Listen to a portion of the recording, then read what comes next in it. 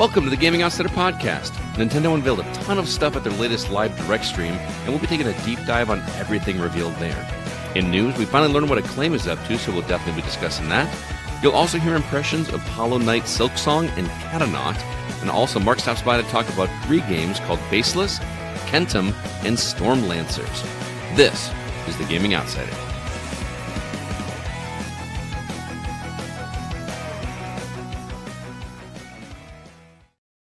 Greetings, programs, and welcome to the Gaming Outsider, a video game podcast with a focus on our incredible community, which can be found at thegamingoutsider.com, facebook.com/groups/the GoCast, or our Discord server. You can find a link for it in our show notes. It is Monday, September 15th. I'm your host, Scott Clark, and joining me are my good friends, Zach Parkerson. How you doing, sir? Hey, Scott. How's it going? Not bad. And Jacob Gunderson. What's up, man? It's a Monday. You look like you're having a Monday. Are you all right? It was a yeah, we're good. All right. Wow, I can't wait to hear more about that. Anything you want to get off your chest right here on the podcast, man? No, no, I'm good. It's been a very strange time with my clients. Ah, I gotcha. I hear you. Well, I got to tell you a quick story before we get into the games we've been catching up on. I went to a camping trip with my friends this weekend, and I was telling my students about it. And I said, hey, I went on a camping trip with my friends, and one of my girls goes, Mr. Clark, did you make s'mores? And I was like, actually, no, we didn't make s'mores. And she goes, well, that's a problem. I just thought it was really funny. That was like her immediate response, but good she's right. It's kind of weird that you didn't. Yeah, it's kind of weird that you have a fire and don't make s'mores if you're 8 years old. Camping. Like, yeah. Like, well, if you're 8, no, what are you like 48 or something, right? Like 45. Come on, man. I was gonna say you're not too old to make s'mores. No. If I would have thought of it, I would have done it. But okay. There was lots of alcohol involved. So sure. Well, nobody thought to bring marshmallows. No, and I can't remember the last time. I mean, we had the flame. So who's bringing the marshmallows? I was gonna say, who's bringing the fire, dude? Let's talk about the games we've been catching up on. Zach, I'm going to start with you. Gears of War 3. I decided to finish the marathoning through the trilogy. Nice. You going to go to 4 and 5 as well? No, I'm okay. I'm gearsed up. Oh, okay. There are less. I must in my memories. I feel like I must have mixed up some of the book in there as well. I feel like there's less character moments that I remember in the games. When they hit, of course. The one in particular. Yeah. Well, you're talking about Gears 2? Gears 3. Wait. Which was the one that was the big death that was a big... Well, no. It was in 2, and then there was another one related in 3. Yes, correct. There you go. And both those moments are beautiful, of course. They are. Yeah. I remember the reveal about like the origin of the Locust from Gears of War 3, but man, it's so disappointing. It's such a disappointing thing. I don't even remember what was the origin. I don't want to spoil it. Oh, okay, yeah. People might have been getting into the series for the first time. Yeah, right? That's a perfect entry point. But I don't know. They all of the theories they float throughout Gears 1 and 2 are way more interesting than the actual answer of where the locusts come from. Gotcha. And the weirdest thing of all is I never once thought, where did the locusts come from? I just assumed that they were a subterranean race. But were they there the whole time? Like they've just been waiting. So that's what I always assumed. Yeah, just over-explained. I mean, they explain why they push up to the surface. It's been a couple years. I don't remember. Yeah, I get you. Anyway, Gears 3, best gameplay I think of the batch. What's different about it? I don't remember. Like because they just all are so similar. They are very similar. Well, it just the weapon spread is cool. Like the Retro Lancer, how you can just roadie run into people and spear them up. Yeah. And they have a lot of new enemy types that push you out of cover a lot, so it's harder to hunker down. So it's pretty cool. Nice. And then and then you have like Anya's in the field that in Gears 3, which is more interesting. I don't know. It's good. Which is the one where you go to the Thrash Ball Arena? Is that the first one? That's 3. 3. It is 3. Okay. Yeah, where you play as Cole briefly. Yeah. Yeah, and he runs a touchdown, but really it's a giant bomb. Yeah, pretty good. That was pretty good stuff. Yeah, Gears 3, great. And then I played through Division 2's Warlord of New York expansion. Nice. That's a great campaign. Is it? I thought so. All the bosses have like a unique power to them, and they kind of tease it out through like their level, and then you have a boss fight against them where they're doing something that no other enemy has done so far, and then afterwards, much like Mega Man, you absorb their power into your options. Which is interesting because like the Division felt kind of grounded. Well, it's new strategic Homeland Division tech that they've developed in their Rogue Division network that they have. Oh. You see, so it's just technology that they tinkered with. That you're stealing the information, basically. So is that really what was going on in Mega Man then this whole time? Yeah, it was it's just a sequel to the Division. Okay, so they're yeah, they're related. I've actually been working in cahoots this whole time. Yeah, the Isaac AI system is actually Dr. Wily. Oh, yeah, that I hate to makes sense. spoil that for you, but So who was carrying the dirty Dr. currency? Was that Rush that was carrying the dirty money? Dude, it was Roll. She's an inside job, man. Oh, I thought it was. So innocent sweeping up at home. I don't think so. Which, by the way, can we talk about Mega Man for a second? You know, I understand that in the United States it's Mega Man. In Japan, it was always Rockman. Rockman, right? And so they had rock and roll, of course, and bass. Rock and roll was like in bass. Yeah, that was like what in Mega Man 7 when bass was introduced. Like, why did they not just stick with Rockman? Why? What's more American than rock and roll? Mega. being the mega dude, obviously. I guess I assumed everybody thought you were going to be playing as like a stone. I guess, but they didn't think that in Japan. Are we just dumber than? Well, we have different cultural outlooks. Yeah. You know, so it's the same reason you call Resident Evil Biohazard over here, because like, I don't know, it doesn't really mean anything. I mean, I hear Biohazard, I think, don't cross the tape because of the crime scene, or like don't drop your needles anywhere but this little red container behind the door. Yeah, like a quarantine or something. Yeah. Which fits. But I still think Resident Evil sounds cooler. Yeah, I think so. It's but evil the at box home. art, but the box art for Biohazard 4 was much better than the Resident Evil 4 box art. Oh, it's a chainsaw guy silhouette thing? It was like he was up at the top of the hill, and then it was just like red, and that was awesome. It's pretty sweet. Anyway, what else you been playing? Japanese box art usually better. Yeah. Right? American box art was always guy with gun. White guy with gun. Yes. Specifically. Remember, like Bioshock Infinite even had he just had like a shotgun on his shoulder, like he was a cool action guy. And then he played the game, and it's like, democracy really doesn't mean anything. It's like, all right. Plus that was the Bioshock Infinite had like the reversible cover. Right. That was a weirdly big marketing point. Yeah, that they had a reversible cover art. And I remember because I sold my copy to somebody on eBay, and I left the box art flipped like that, and the guy like wrote me back and was like, you said this is original. What is this bootleg crap, bro? Yeah, he thought I sent him something. No, dude, it's a reversible cover. Like that's how it came. So with this way better art. Then I briefly played this game. It's only like 2 or 3 hours long, called Torn Away, where you play as a 10-year-old girl running away from the Nazis. It was pretty harrowing.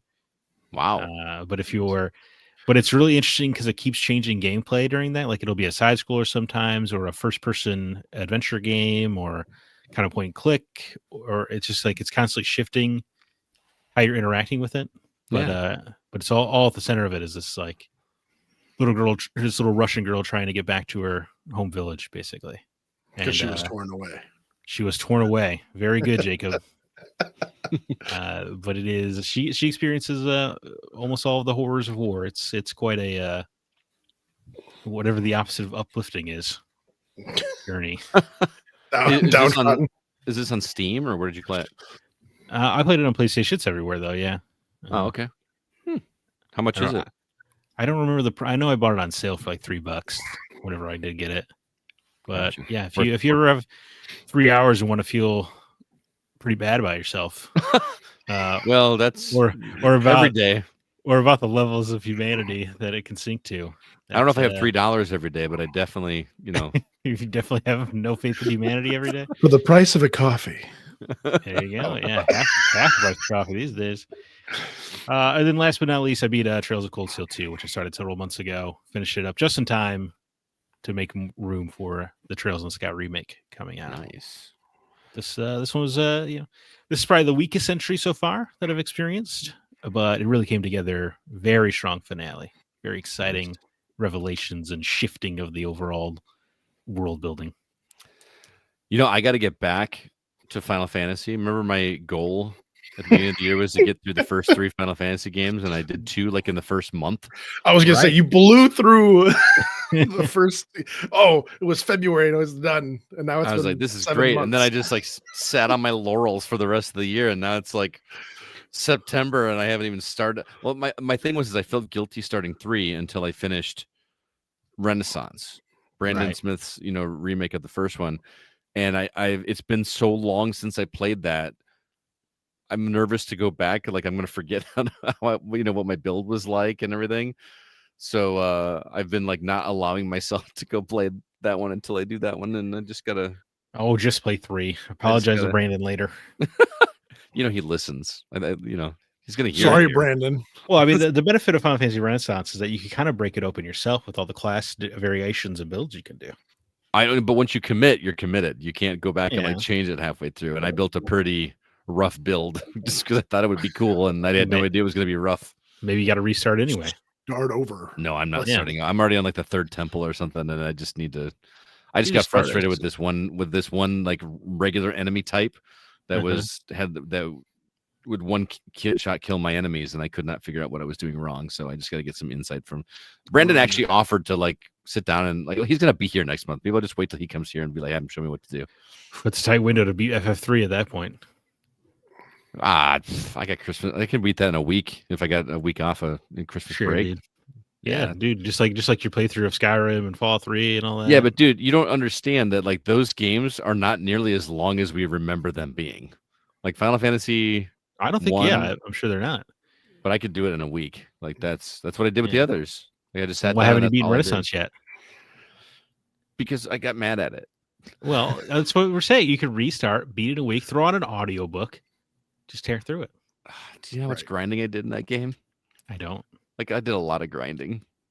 Can you pay Brandon? Can you pay Brandon a microtransaction to get yourself a head start? There we go.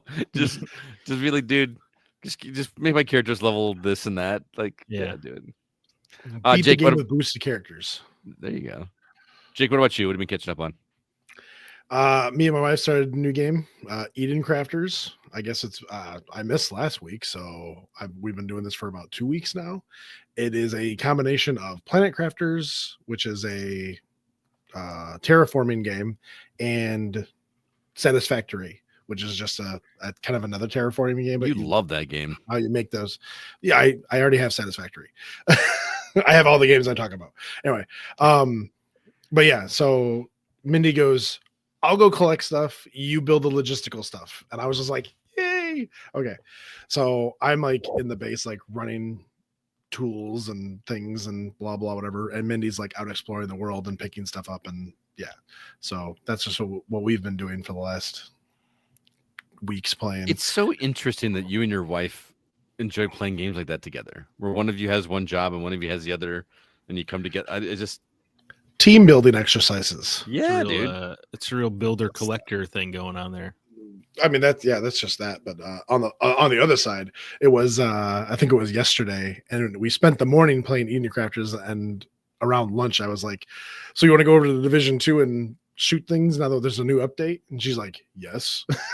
So then we spent the back half of the day just tearing through the division because Zach, have you been playing the new update stuff? The Pact, as it were?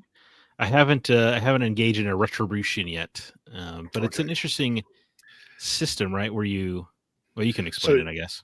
Oh well, yeah, but so you start off. Every area of the town has its little main base in it, like camp that you get. When you start it like you're traveling somewhere, but then the timer starts, and so you have to then run to each of the I forget what they're called, the encampments, like the towers or whatever. Oh, the control points. Yeah, those things, the control points. But yeah, they're taken over. You have to take them over. You have to retake them over. But everything's on a time limit. And you only get like 6 minutes to start. So every enemy you kill gives you 2 seconds, and then defeating The kill squads give you about 3 minutes, and then taking over a control point gives you 4 or 5 minutes. I don't know. I haven't paid attention. But either way, it is a constant sprint from control point to control point, trying to beat the clock. Because if the clock goes out, you fail, but you keep the control points that you actually got. It sounds like, and walk with me here. Do you guys remember the game The Club on 360 and PS3 that was made by Bizarre Creations, the racing game studio? And they wanted to make a shooter feel like a racing game. No, I don't know. Well, anyway, it sounds like that. The Club. Yeah, The Club. It was a pretty neat little game, dude. It was pretty, one of a kind, I guess. Where you would actually like run laps around an area shooting bad guys because you were part of like some, billionaire run game show or whatever, and you would kill enemies for more points to make it to the next rounds. Oh, I have to find this game. I feel like I invented a game in my head now with No. Scott's look especially. Nope, I found it. Yep, this is gonna. Oh yeah, I'm gonna have to go. Cool, man. Yeah. Anyway, it sounds like that. Is this on Steam? This is a Steam lookup. Come here, Steam. I don't know. Let's find out. I don't know. Anyway, are you enjoying the packed update then? Oh yeah. It's got the new weapons. It's got the new exotic blueprints or whatever you get from doing the retributions. Yeah. Which they're expensive to make. I've been playing. Yeah.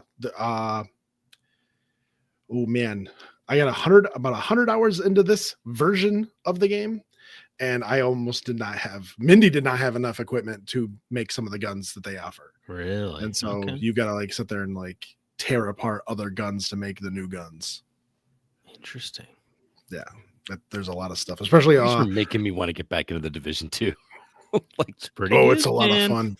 It's got the retaliations have a build meter or whatever. So you start off at 0, and then when you go and fight that certain, like we were doing True Sons the other day, and so you go kill True Sons, and every person is worth like some kind of percentage, and then the missions and then the control points are worth a higher percentage until you get 100%, and then you can actually start the retaliation, which is the time objective. But man, you got to do so many things to actually get it to 100%. But there are daily missions that allow you to get instant 100% by just doing that daily objective. That's smart. It's a lot of fun. It seems. I mean, I'm obviously new to the game, but it seems like it's pretty good at switching things up on the seasons to make people actually want to re-engage with it. Oh yeah, there's all of the little seasons things that it comes out with that they add a little bit of spice of life to the. I don't even know what's going on in this one. I didn't even read it, but there's a passive that you get now from the start that says if you kill a runner, so one of the bomb guys, people with shotguns, that kind of stuff, within 10 meters of you get a 20% speed boost for 10 seconds. And so that's just a passive upgrade that everybody gets just for whatever's going on in the season right now. Yeah. Interesting. Although you have to turn it on, which I forgot to for a while. So Mindy was like, and I was like, hold up, wait. All right. Well, that's the games we've been catching up on. What do you guys say we jump into the week's news? Did you catch any games, Scott? No. Negatory. Okay. He's waiting for Division 2 to have crossplay. Then he'll have there we go. Play. Yeah. Trust me, there's been a lot of games I wanted to play. I actually took into this camping trip. I brought my Switch with me, or not my Switch, my Steam Deck. I had intended to, but I just didn't have time. We were at the beach and, sitting around the fire and talking and drinking, and I just, I had to play stuff for review this week, which we'll get to in a minute. But for now, you didn't whip your deck out at the beach. No, my deck building skills did not come in handy at the beach. And get it sandy? Who wants a sandy deck? Yeah, nobody wants a sandy deck. Although speaking of, there was a bachelor party that was at this campground with us, and they were on the beach the same time we were, and they had definitely some decks swinging out over there. They had some provocative rain toss game in the sand that they were playing. Oh yeah, probably catch my drift. And it was. I thought that must be a bachelorette party, and sure enough, it was. But, ring toss on the deck. Okay, got it. Exactly on the sandy deck. Yeah, that's gonna ruin your deck though. Probably it gets everywhere. It's coarse. It's rough. Yeah. All right. And then you're finding it for days. On to the news.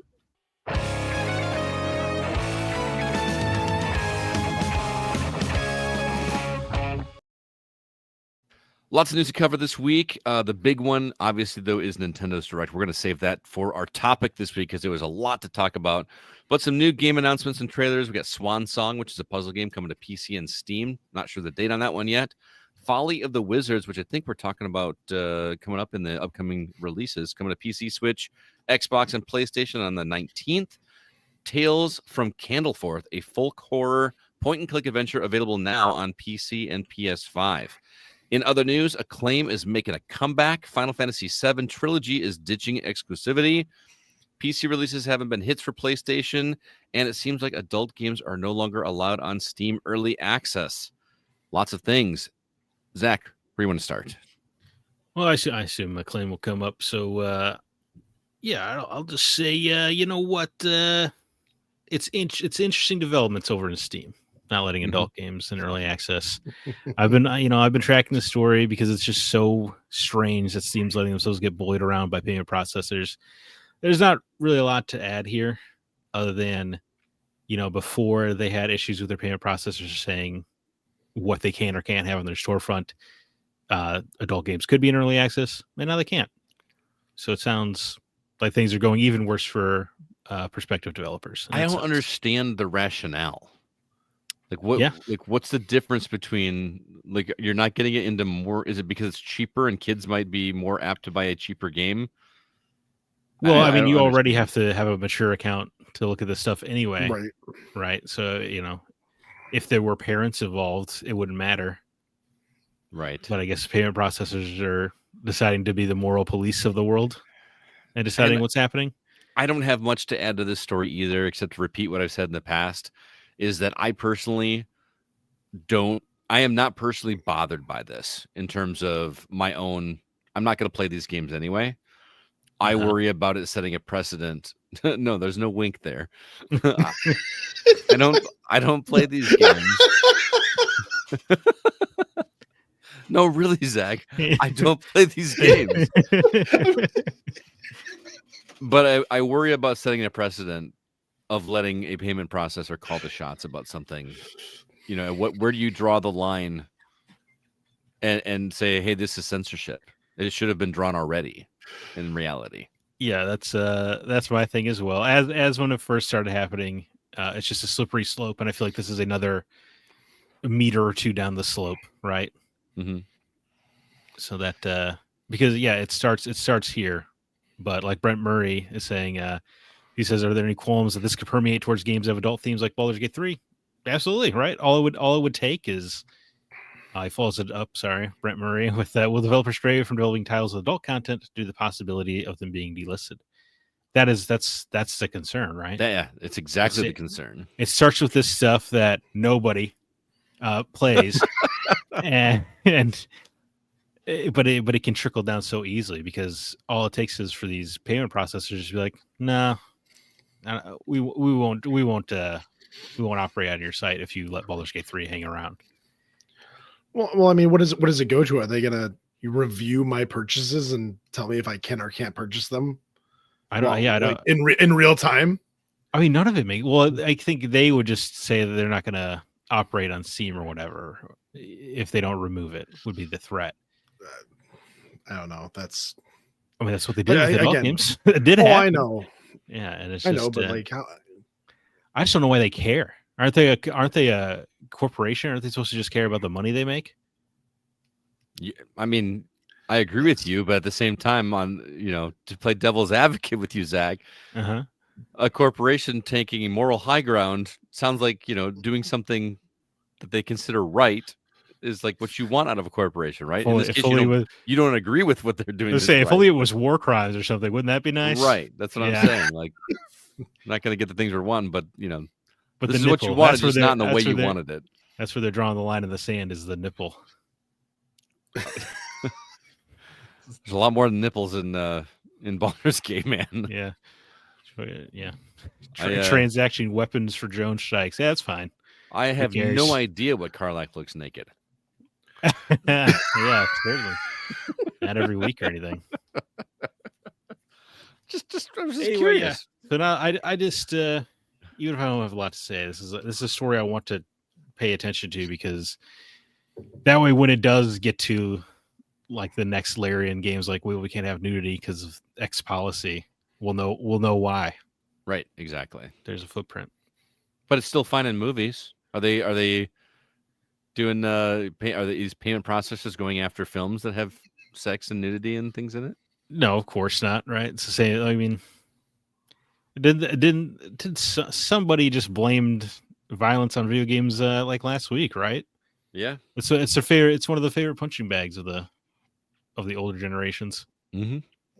But like in 30 years, it'll be fine. Term limits. All right, Jake, what story would you like to talk about? I would like to talk about Acclaim. Yes, Zach, it's finally here. Acclaim is making a comeback. Originally bankrupt in 2004, Alex Yosef is the CEO of the new version. He says, we're ecstatic to relaunch Acclaim with a lineup that captures our legacy of bold creative and delivers fresh, unforgettable experiences. These games are just the beginning of our mission to redefine fun for players everywhere. Have you guys looked at any of these games that are coming out? I've played one of these games. He did. Which Yeah, one? Katanaut, right? Yeah. Oh, okay. Were you aware that it was an Acclaim title when you were playing it sneakily? Well, yeah, release? it's like flashes on the screen when you start the game up. Man, that's so interesting. I don't know. So I don't. Yeah, I looked at the. I think Talaka looks kind of cool. It's got a unique art style. Yeah, some of them they have like a weird art style. That's fine, but I don't know. Some of them look like they're trying to be old, and they're taking it way too far. I thought Pixel Washer would get you all I was excited. gonna say, I was kind of excited for Pixel Watcher. You get to play a pig and you go wash things. That's kind of funny. and his name is like Pig Zol or something like that. I didn't see that. Like, but his name sounds like Pixel, which is that's pretty good. And to be clear, they're publishing these games, right? They've even got like a place on their site where you can, apply your game here if you want it to be, possibly published by Acclaim. No, but they're going for the indie market. They're not going for sure. The equivalent of an NBA Jam in the '90s kind of situation. I don't think the next Turok game is going to be coming through Acclaim or anything. No. I mean, we can hope. Well, isn't that we saw that one? That one was revealed. What was it? Turok Origins? Turok Origins, yeah, from the Warhammer, the Space Marine people. Saber, thank you, Saber Interactive. I could not think of the name, but yeah, I want to play Everything that one. but the name. Shut up. Yeah, it's an interesting selection of games. I think they're definitely trying to be throwbacks in a lot of ways. Did you see this basketball game? Well, that looks like something like just above Atari. Yeah, that's what I was talking about. Like they're trying to be old, but I remember playing games on the NES and it didn't look that bad. Yeah, this one looks like Double Dribble. Remember they did the slow motion backwards dunks? Oh my goodness! In black and white. It's an interesting selection of games because they also have Hyper Yuki Snowboard Syndicate, which looks like a Dreamcast game. Yes. So I was surprised after all of the other ones happened. I was surprised to see that one because that one's actually like 3D and colorful and Jet Set Radio by way of SSX. I don't know. It just feels cool to see the Acclaim logo again, like in action. And the Hyper Yuki starts off with saying it's time to get tricky, which I thought was a little direct. A little direct, yeah. I mean, it's just straight up SSX, right? Like, it's got the color and panache of a Jet Set Radio. It could be 1080. You don't know. 1080 snowboard kids. Oh my goodness, 1080 degrees. That game was terrible. The Amped trilogy snowboard games. Like that whole thing peaked at SSX Tricky. I don't think it's ever gotten that cool. Whoa! Put some respect on SSX 3. Tricky came after 3, didn't it? No, Tricky was the second one. I thought there was SSX and then there was SSX Tricky, and then there's SSX 3. Okay, I got it wrong then. Maybe I didn't play 3, but just Tricky was so freaking good. It's hard to top activating your special meter, and it goes, "It's tricky to the rock, every single time." Yeah, it's pretty good. And then they tried to reboot it back in the 360 era, and that did not. It was like weirdly serious, right? Yeah, It like was like what it are was you- like what are you doing? Christopher Nolan's SSX. Christopher Nolan's. It's so weird. Aaron Hughes wants to know: does that stand for anything? I actually don't know what SSX stands for. Special idea. effects. Special. What's that? Special effects. Oh, That's SFX. This feels like a thing I would know, but yeah, it's not in my. It's not in my. Well, I encyclopedia assumed you would, so repertoire. now I feel bad for like calling it out because I don't know what it stands for either. But snowboarding, snow extreme, snowboarding extreme, snowboarding syndicate. snowboarding syndicate extreme it's- to the max. Yeah, what does the X stand for? The X is just there because it was the 90s. It's gonna give it to you. Apparently, it just means snowboard supercross. Yes, That's kind of disappointing. That is disappointing. Supercross, the name of popular arcade snowboarding video game series by Electronic Arts. Sadness. Okay, so nothing really cool. I mean, nothing that makes me scream and shout and let it out. Why is that a These thing? are the things we dream about. Why did you just? I just, every once in a while you get a. Snowboarding Syndicate Extreme. Yeah, but these look like retro inspired games. They're not just indie games. They look like they're trying to scratch that nostalgia itch, but give you a quality experience at the same time. And I'm here for it. I'm not mad at it. Yeah, I think it's a fun approach. It's interesting because Atari's kind of making its comeback too right now, right? By doing wild reimaginings of its old properties. Yes. So it's interesting to see two different approaches of a legacy brand name. Mm-hmm. There are some It people. seems to be mostly working for Atari outside of that game they dared to release on the same day as Silksong.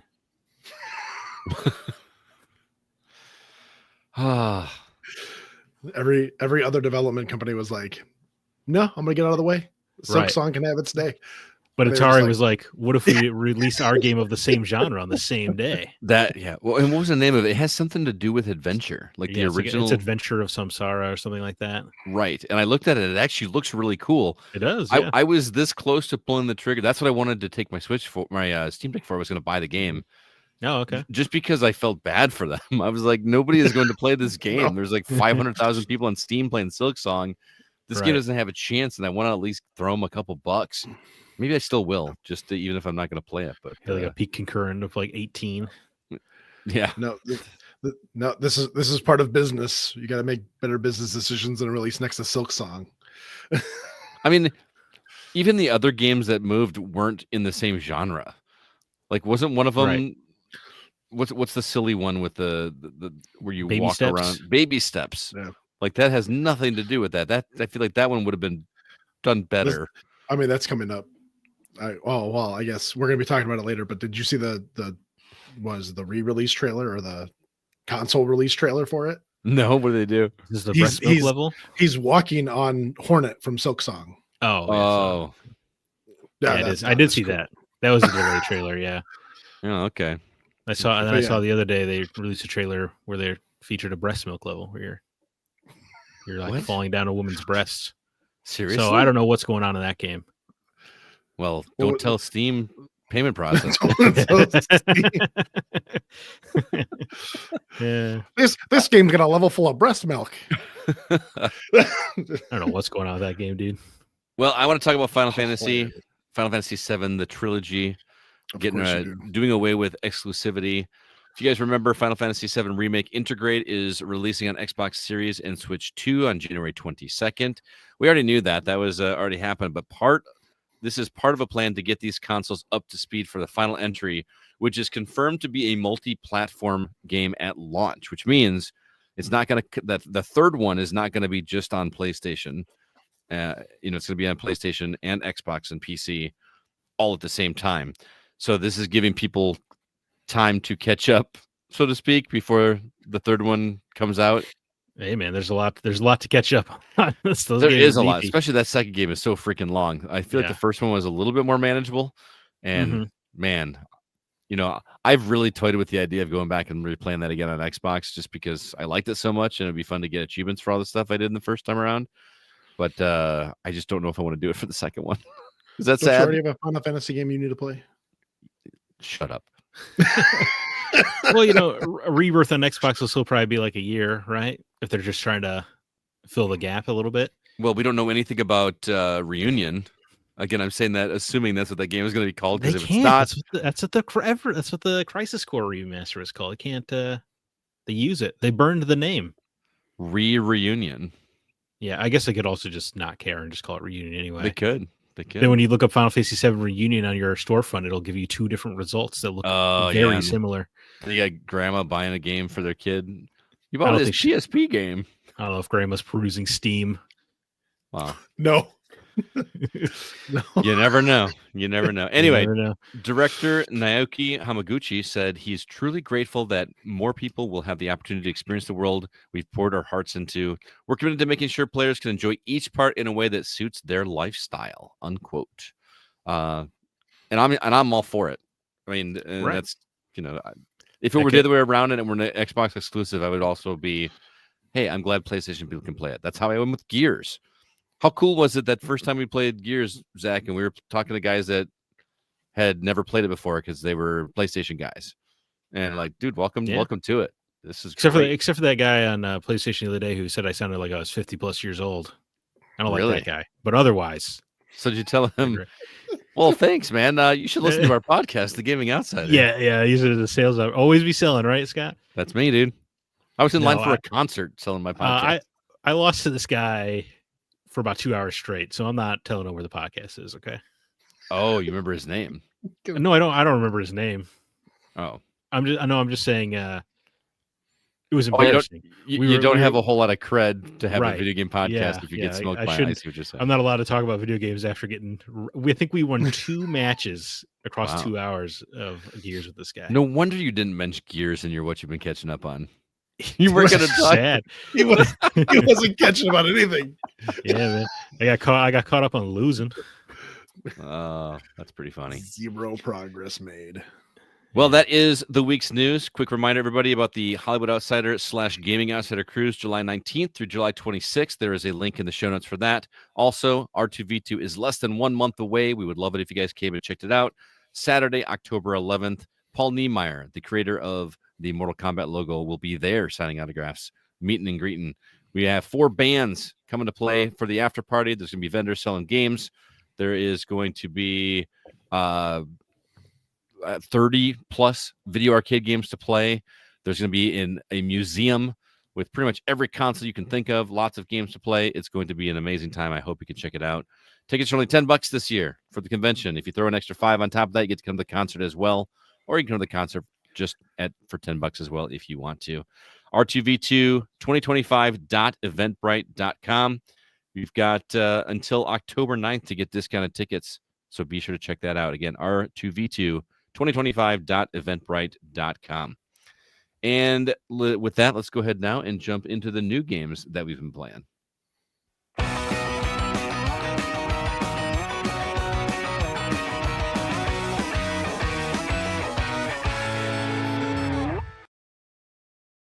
Zach, this week's list is making me angry because there are so many games I'm going to be playing right now, and most of them are on this list. So make me cry. September, October is going to be brutal. It is. On September 19th, we got a huge smattering of games coming. Dying Like the Beast, the next entry in the first-person parkour zombie franchise, comes to PS5, PS4, Xbox Series consoles, Xbox One, and PC. Man, I wish I could get some emails on that game. They're excited, dude. They're excited Holy about cow. coming out. Trails in the Sky First Chapter comes to PS5, Switch 2, Switch, and PC. Pretty excited. Jump Space, a co-op space shooter, making its way to Xbox Series consoles and PC early access. Toa and the Guardians of the Sacred Tree. If your roguelikes haven't been weeb enough, this is the cure for you.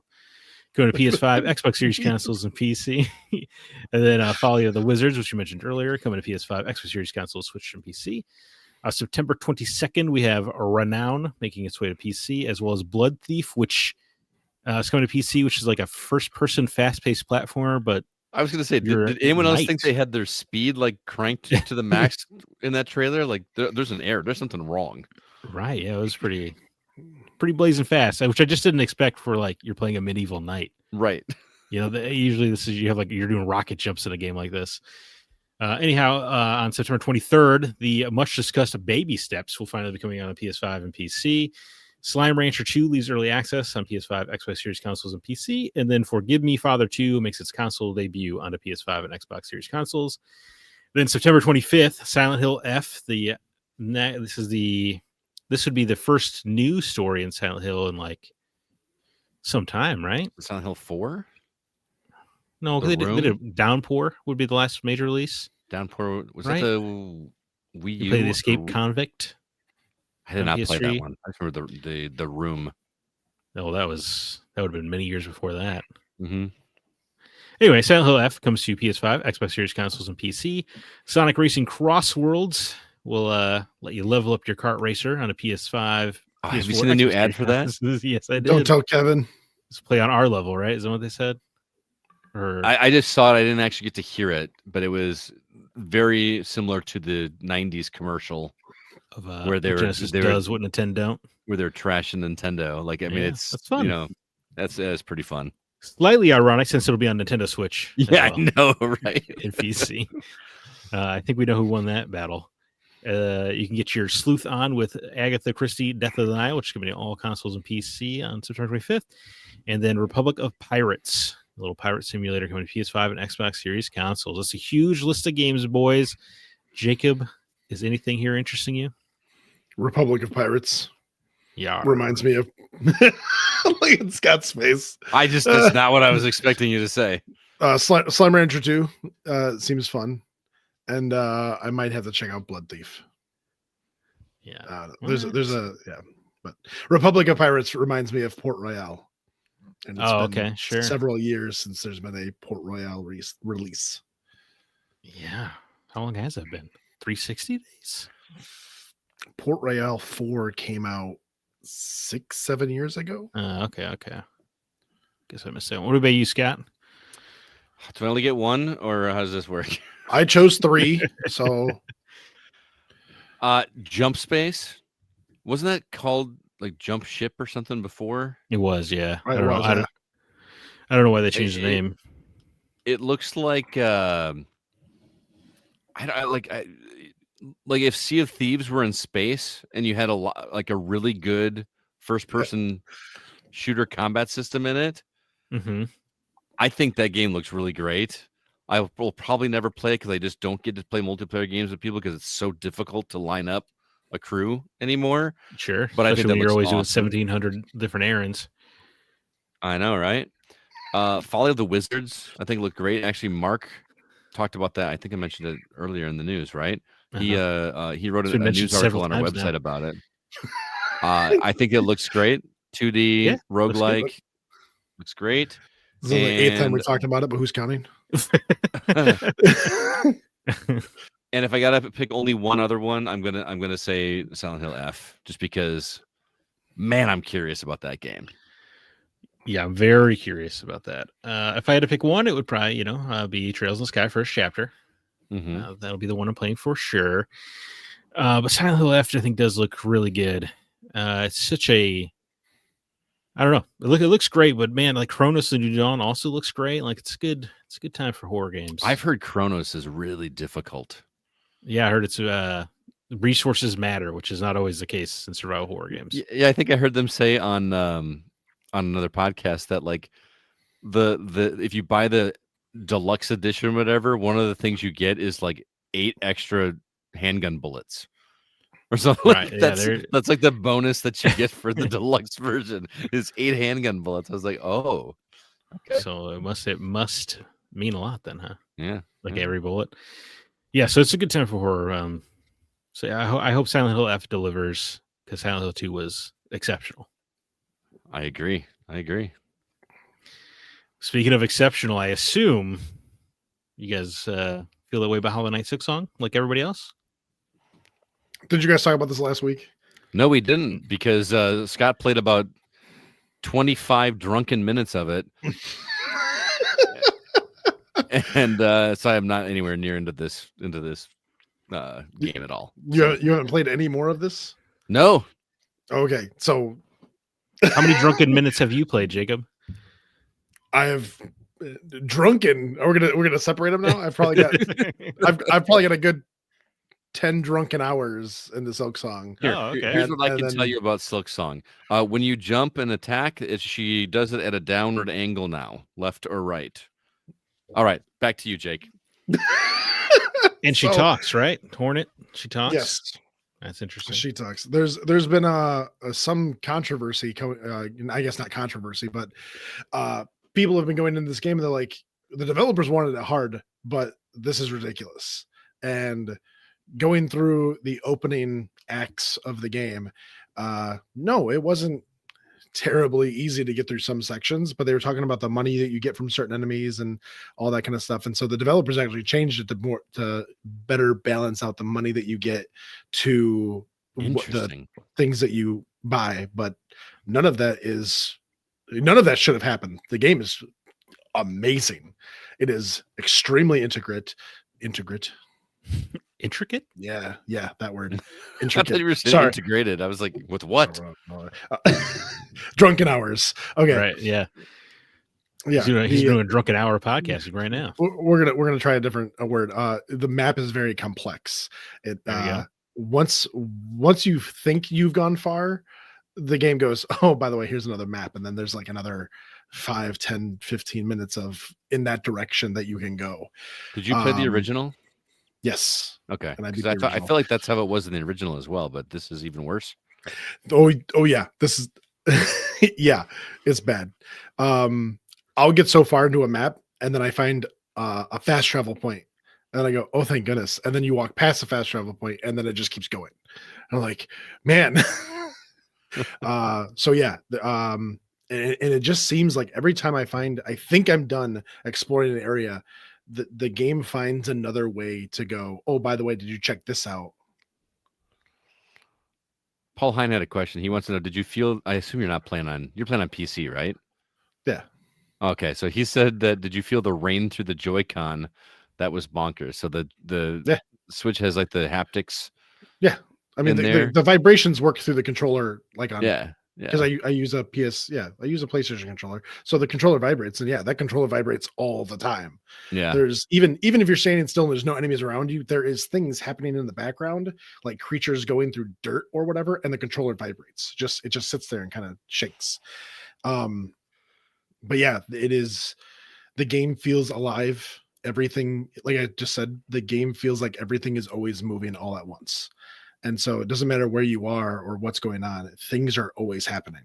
And yeah, finding the new characters. The collectibles are the character collectibles, I guess, in this one are called fleas. They're little flying dog-like things that you find. I thought I was really far in the game. I was finally finishing like some storylines and getting answers and whatever. And then a little achievement popped up and said, you've collected half of these. And I about hit my head on the table because I thought I was getting close to the end. And then it was like, oh, by the way, you're halfway through. Well, you could have just missed the collectibles, right? Like maybe. Yeah. That's not necessarily indicative of how far in the game you are. The way that I go through levels, you go pretty meticulously. It looks like a schizophrenic person is playing because I'll walk up the walls and just hit them just because. He goes intricately through the levels. Yes. But yeah, the combat in this game is great. There's I wouldn't call them classes. They're more like move sets. And so the move set that you originally start with, yes, you attack downward in a directional, but other ones do different things. There's one that's called the Beast, and it makes you into Samus. You kind of jump up in the air and then you spin really fast and fly at things. So, I mean, yeah, there's lots of things that they added to this game that makes it feel new and refreshing, but still very much so Hollow Knight. So it does feel like a proper sequel. Oh, yes. It was originally a DLC, right? No, not that I'm aware okay. of. Maybe I'm misremembering. And that was a while ago. Yeah, I'm not 7, 8 years ago or something. Right. Yeah. But to be back into the world of Hollow Knight and seeing like new characters and different things happening, dude, and this game is dark. Oh yeah. I mean, Hollow Knight was dark too, but so you get the ability to play the Silksong. She takes her needle and she strings it with thread, and then she plays it. And when you do it in certain areas, certain characters will sing. And basically, the gist of everything that you do is "Why have you forsaken me?" Is like how everything is singing. It's all very dark. It's all very like poor me. It's all very I'm just gonna die here. Oh, is Hollow Knight always this macabre? Yeah, Yeah, it has the been. first one was pretty dark. Yeah. Yes. Yeah. I couldn't get past the pogo sticking. You can't do that on this one. Paul Hein did comment. He said he has also heard that Silksong was originally going to be a DLC as well. Are you certain that's not the case, Jake? It might have been. It may have been a plan to be a DLC, but then it got too big. Right. That's I mean, that's what they started. Like they took off to be like, hey, we're going to add this on, and then no, we're just going to keep going and make this a second game, which is probably And this game is scary too because I am 40 hours into this game. Oh my still God. going, and because I'm also looking for everything, but there are achievements in the game for beating the game within 5 hours. Whoa. And then there is another achievement for perfectly 100% in the game, finding all of the secrets and all that stuff and beating the game in under 30 hours. Like, well, I'm not getting any of those. 100% under 30 hours? Wow. Yep. Dude, I could see like doing one or the other, but like doing both with a time limit and it's crazy because I as I keep going through the game, I keep finding new and different ways to go into areas. Like you'll open up a secret here, or you can open up a path there, and you go, okay, so this is a faster way that I could have used to get into this area, but I didn't know was here at this point. You would have to map out. You'd have to have like a perfectly constructed map of where to go and when to go. And one of the new things in the game is you can get, well, they're called wishes. They're basically quests, and you go and do things for people in the area to complete the wish. And one of the wishes is to collect food for somebody, but the food goes bad. So you have to complete the mission in a certain time frame without getting hit so many times. Oh, and you can't Scott use never doing fast that quest. Nope. So and you can't use fast travel points, but they don't tell you how long you have until the food rots. So you just kind of open the map and go, I'm gonna go this way, and then you just haul. You just go. Because they don't tell you how long you have. You just have to get there as fast as possible. I mean, using fast travel. On one hand, I appreciate not having the ticking clock going, but at the same time, it would be super frustrating just to get there and not know how close you were to missing it. Yes. So I have been driving myself nuts with some of these bosses. They are hard in this one. Yeah. Hollow Knight was hard. I give it that, but some of the Silksong enemies are just nuts. So better get in there and patch it, man. Only people are going to be mad online. If I can get through it, anybody can get through it, but no. Anybody can get through it. If anybody can get through it, it's fine. It might take some time. It might take some learning, because there's definitely a learning curve with some of the enemies. The different move sets go different ways, especially if you are using the different styles and you attack differently. You may end up like using the beast form. That's the one that spins, because it's not a direct angle, it's more of a arc. If you arc, you might get hit by a different attack than I would normally get hit by. And so now you're changing. Complicated. Yeah, so now you're going, okay, well, this style works better for this boss, because when you move or when you attack this way, your character gets out of the way. So there's a little bit to think about in this one. It's not just the same move set, so you're not just kind of going, okay, I can use the down attack to bounce off of these enemies. Now it's the game basically has the same mechanics, but because of the different styles that she attacks with, you kind of have to plan out things differently. So it's not just a simple jump or a simple downward attack. You got to plan out which attack is going to help you dodge correctly. Kind of, yes. So does that make it? Is this something the original Hollow Knight asked of you, or is this like a new level of sophistication? When you were in the original Hollow Knight, you could basically use the downward attack to dodge a lot of attacks just because it was a bounce mechanic. You hit down and you bounced up in the air. That usually kept you out of 90% of other things attacks. But now there's more flying enemies. Now there's more area effects. Now there's more other things that also jump in the air with you. And because of that, spending more time in the air might be more detrimental than before. I've done a bunch of fights that are just in the air, and I've done a bunch of fights that are just on the ground. Just because of the move sets that the bosses have that do not complement my move set. Right. Okay. Paul Hine had a comment. He said, it's beautiful, but frustrating as hell. I'm not sad I bought it on Switch, but I probably will not finish it. I feel like that's a lot of sentiment from a lot of people I've been hearing online. It is. It is a grind. I feel myself getting very frustrated at some points of the game because, and maybe it's just me, and maybe it's the moveset I have, but going through these certain areas, I feel like it's almost impossible to get to certain places without perfect timing or, different things. But again, that might just be something on my part where I'm just missing something. I've heard that other people say that it's very stressful in that you're constantly thinking of where's the next bench as opposed to enjoying the exploration. Right. So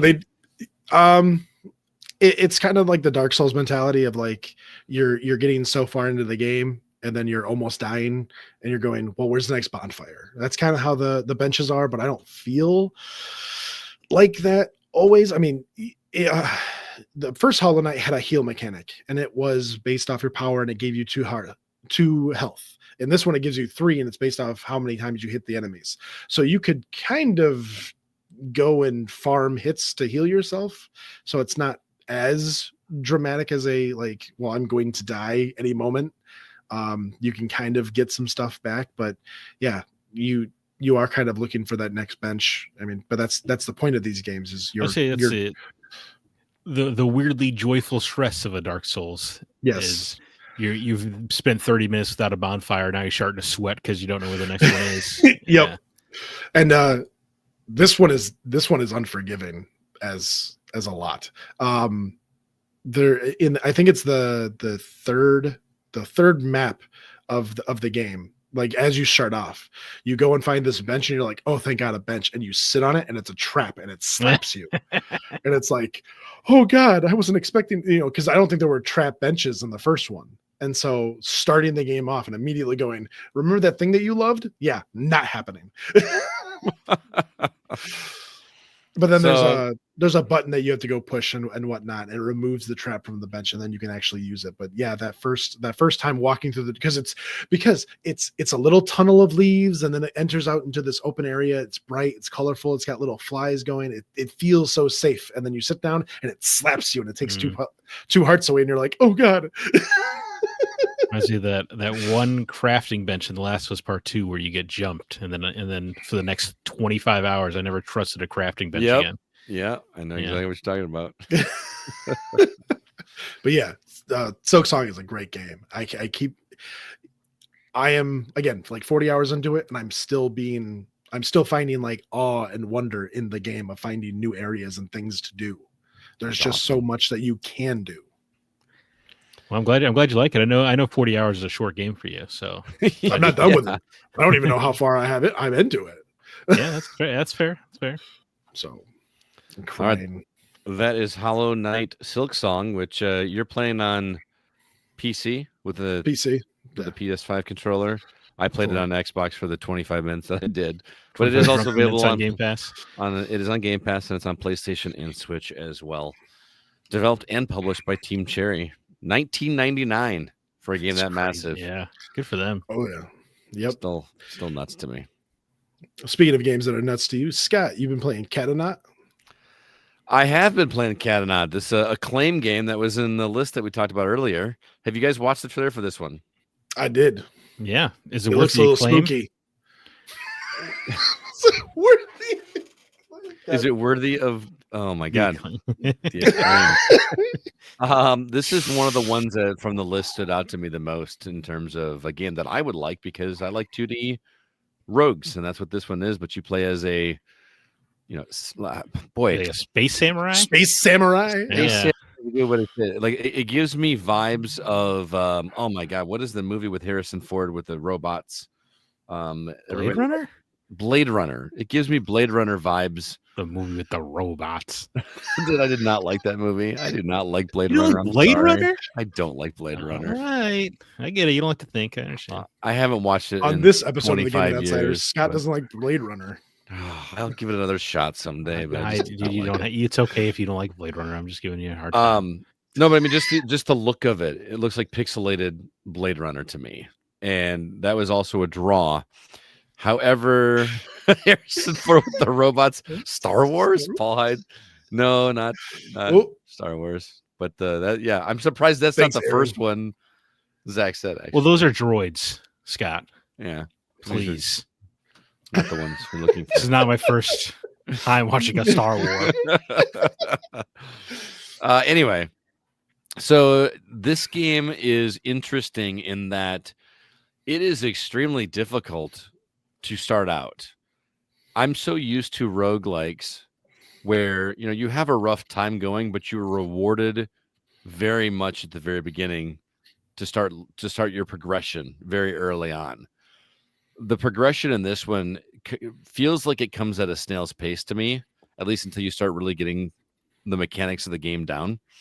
And I can't decide if I like that or not, because I'm so used to the dopamine drip of constantly feeling like I'm moving forward.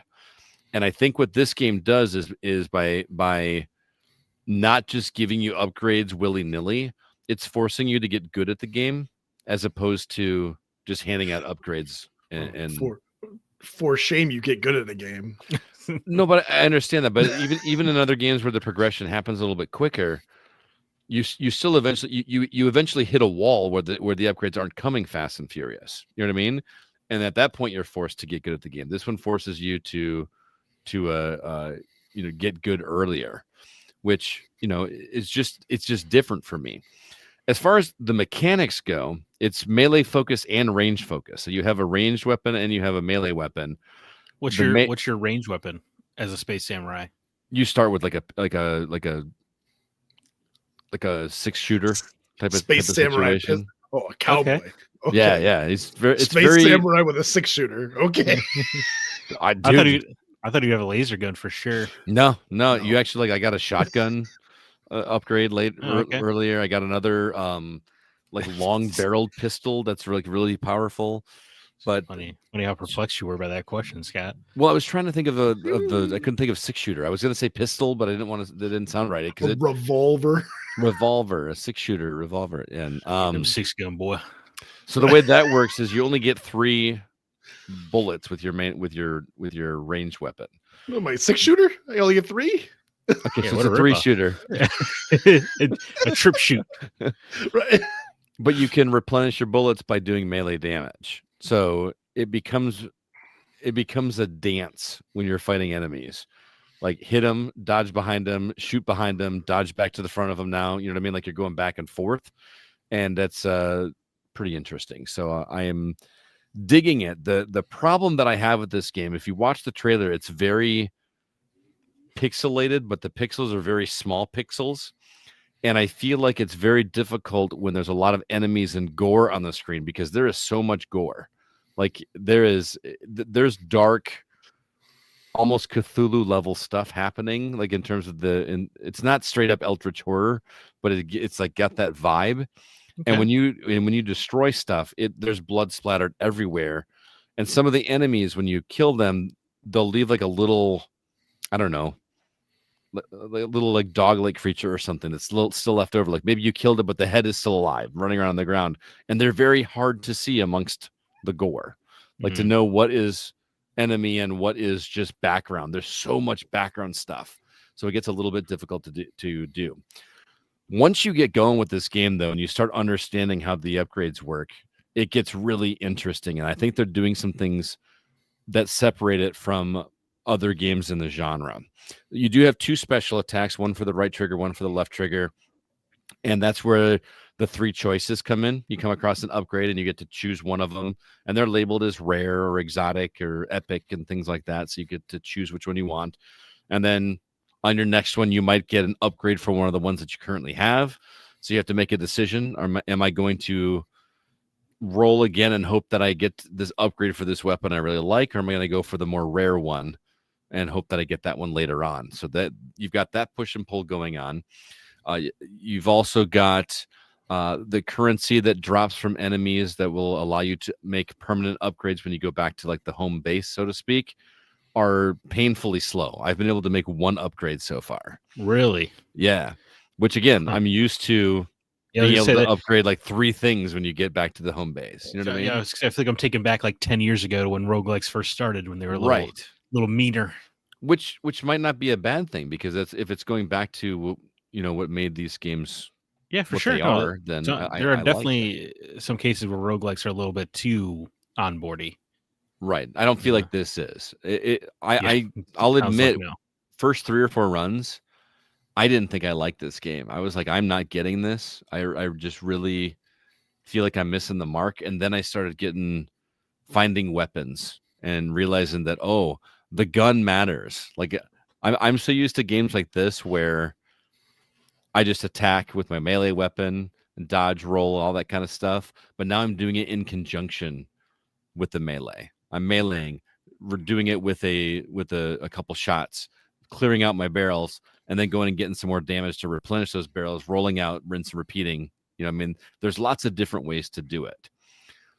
What's interesting, and I know you're going to agree with me on this one, at least Zach, probably you too, Jake, it will not let me use the D-pad in this game. What is going on with this recent trend of 2D games? Well, I think I get it for this one, but I still think you would be able to do this with the D-pad. The game is actually very dependent on what direction you are pressing when you attack. So if you were standing still and you press up and attack, it will attack straight up and actually work very well. Or if you're at an angle, it will do that. If you're jumping and you angle towards that way, he's going to not just jump in that direction, but he's also going to attack in that direction. So you've got like this 8 range of motion attack with your character that allows you to be more ninja-like in midair, if that makes sense. But at the same time, I feel like I could still do that with my D-pad. Mm-hmm. And it's shocking to me. There's times where I'm in the menu. The menu will navigate with a D-pad. And then I get back in the game and I'm like, why is my character not moving? Oh, that's right. I have to use the stick. Yeah. Just let me use the D-pad. Maybe I haven't looked in the settings to see if I can change it, but part of me was like, well, maybe something is going to happen with upgrades later on that is going to require me to do that, because the upgrades do have some added AoE benefits, and maybe I could throw grenades or something like that. I don't know. We'll get there, but as a space samurai would. That's the thing, is like there's so many different things going on in this. I have no idea what's going on in the story. There's little like vignettes in between where there's a story going on, and they do the thing where they treat you like you know what's going on, like they just kind of dump you in the middle of the story, and I'm kind of lost. But I'm enjoying it though. I don't know how much I'll stick with it in terms of like with roguelikes, if you finish a run or whatever, you have the choice to keep going or not. But I have clearly not finished a run. But and there's like little sections. They do the Dead Cells thing where you get to the end and you go in, and then you got like a little, I don't know, safe area where you get the chance to buy some upgrades or replenish your ammo, replenish your health, and then kind of start off again. So you get these little respites, and I've gotten to like the 4th section of that. But yeah, I thought this game was going to be insanely difficult, and it's slowly getting easier and easier, but not because of upgrades, because I'm learning the game better and getting better at it personally. Doesn't that feel good? It does feel good. And I think I'm gonna keep going. I've only acquired 2 melee weapons so far. I think they're actually the default. I haven't acquired any new ones. And the first one I chose was the one that said, "Oh, this one allows you to counter, and it actually does more damage when you're hitting as well."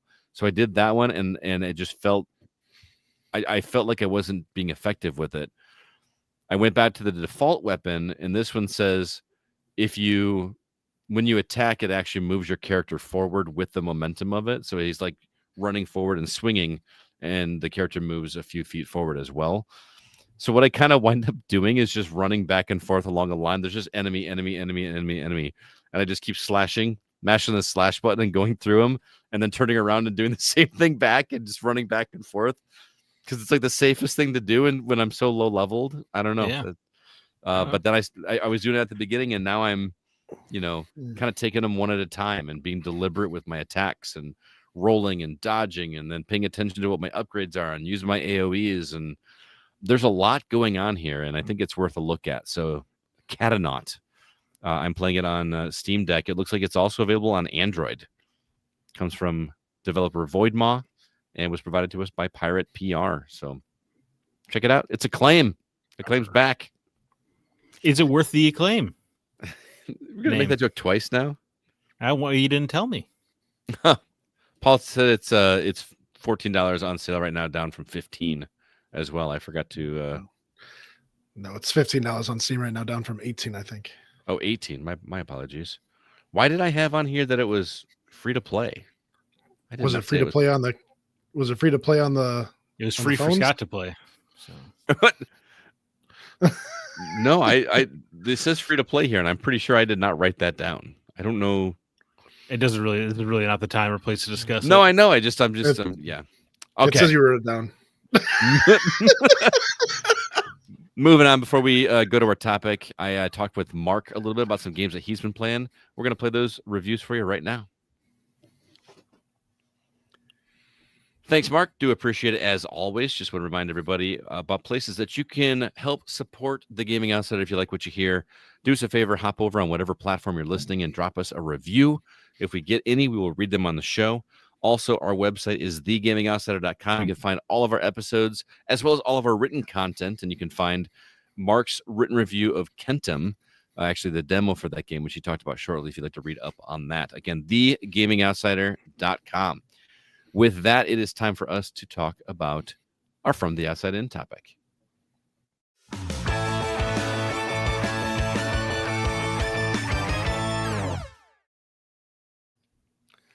One news item that we didn't cover earlier in this episode was Nintendo's hour-long direct that streamed live this past week. It was such a long list of announcements, we decided to make it our From the Outside In topic this week.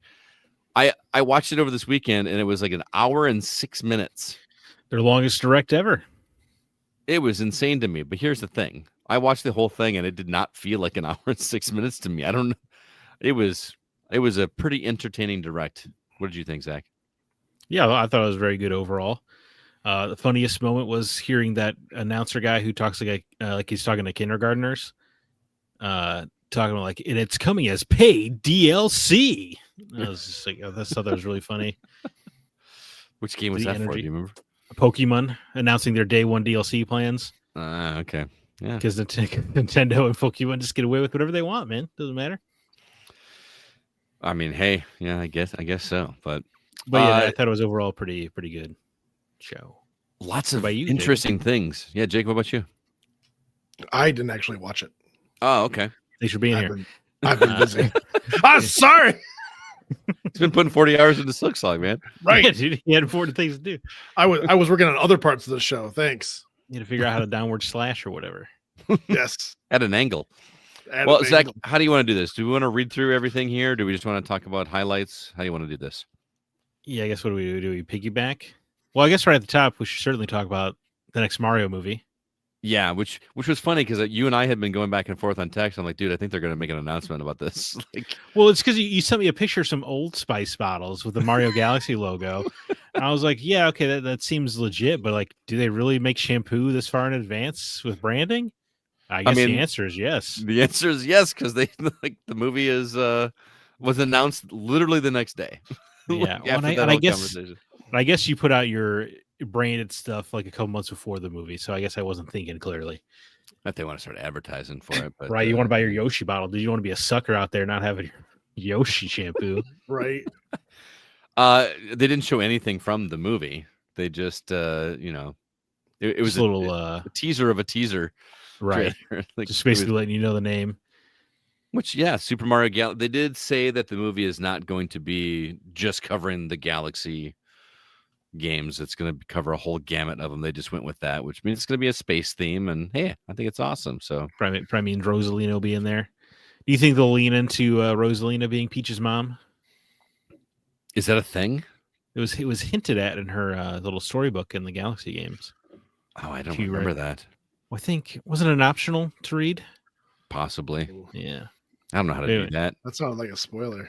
Big, I guess. Yes, you're right. I'm so sorry that I spoiled Mario. Oh The integrity of the storyline of the Mario franchise. I apologize. But yeah, here's the cool thing that comes out on April 3rd. I don't know if you guys know this, but back when I used to teach at the elementary school in Rockford, we used to do movie outings with my class, and we In would. April? Well, it was around my birthday's in April, so we'd always do it around I do April. know that. Yeah. And this one's coming out April 3rd. So now that I'm teaching at an elementary school again, I think I'm gonna run out of theater and try to get students to come out and watch this movie with me around my birthday. So that's not your birthday. I mean, I'm gonna see it on the 3rd, but maybe we'll just do it. This gets creepier and creepier. Shut up. You'll probably see it on like the 1st, right? Because that's when the movie will really come out. Because movies always come out like the day before the day they announce it, or if they really want to bump up their weekend numbers, they'll put it out on the Wednesday. Yeah, it comes out on. Yeah. So this will be Friday, which means it'll actually be the 2nd probably for like a 7:00 showing, but they'll do like a sneak preview on the Wednesday before. Yeah, you got to punch those numbers up. Well, we have a theater here that does like mystery movie Mondays, where for $6 you get to go see a movie, but you don't know what it's going to be, but it's always something that's not out yet.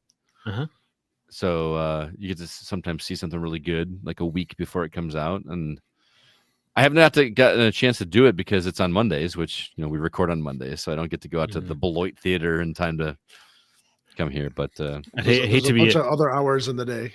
I hate to be a negative Nelly, but they do that at our theater as well, and I was a member of Regal. So you get like unlimited movies. So I went to one, and it turned out to be that new Jurassic World movie, and I just left. So. Really? I mean, the first Jurassic World was one of the worst movies I have ever seen. So I did not feel the need to watch a later Jurassic World movie. Man, I thought that one was pretty good. Yeah, it does have Mahershala Ali, so it's got a bigger shot than most. But dude, I don't know. That first Jurassic World was so wretched, and the second one looked really dumb. What was so wrong? Okay, we're getting into. Let's talk about Nintendo. Yeah. No such thing as a bad movie, just movies that aren't for you. Oh, I don't know about this. Well, that was a perfect segue. The Super Mario Galaxy movie leading into the Super Mario Galaxy Collection, which was announced for Nintendo Switch, which I think we've all kind of wanted for a while, but they officially made it official. You can get Super Mario Galaxy and Super Mario Galaxy 2 on one cartridge for $70. Right. Or you can get talk about inflation, right? The 3D All Stars wasn't even like 5 or 6 years ago, and that was $20 per Mario. Now you got to pay a $35 premium per Mario title. Yeah, and here's the thing: is I already have Mario Galaxy on the 3D collection, so I don't need this one. I might as well just pay the $40 and get. I all I want is Galaxy 2. Right. So yeah, you may as well just pay the $40, right? Yeah, but yeah.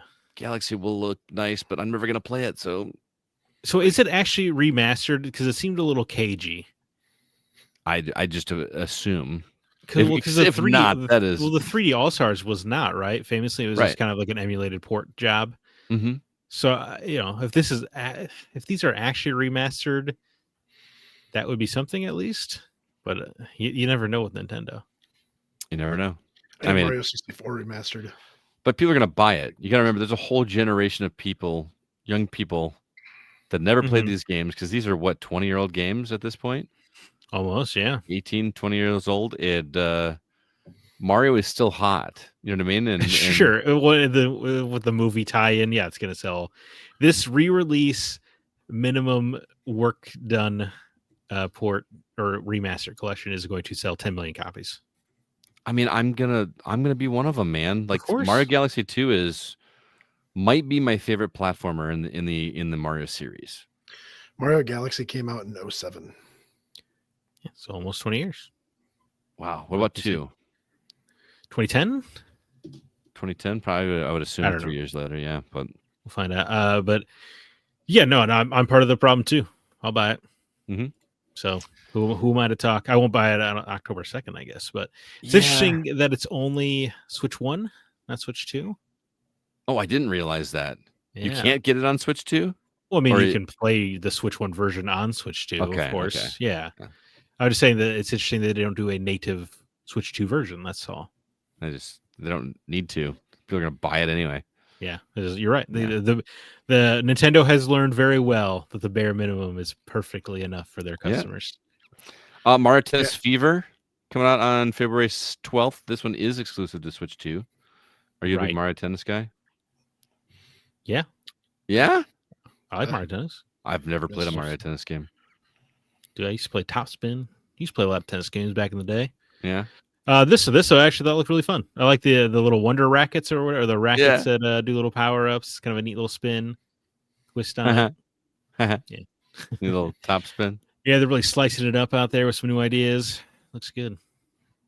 I don't like when they said adventure mode. I was so excited, and then you play those little dumb, stupid baby Mario and Luigi, and I was like, "This sucks."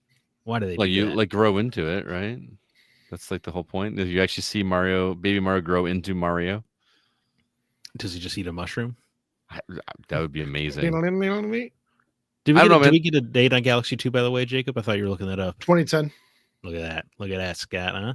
Yeah. Pretty impressive. I'm impressed with myself.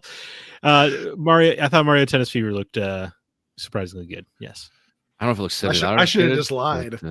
It does not look $70 good. I agree with that. And I have to assume that's going to be a $70 one again, right? Yep. So I will probably not be playing Mario Tennis Fever on my Nintendo Switch 2 that I hope to have by February 12th. But sorry, yeah. But speaking of overpriced things, Mario Brothers Wonder with a little bit of extra DLC coming for $80 presumably. That'll be fun. I'm good with just the one I got. I played through that game once. It's great.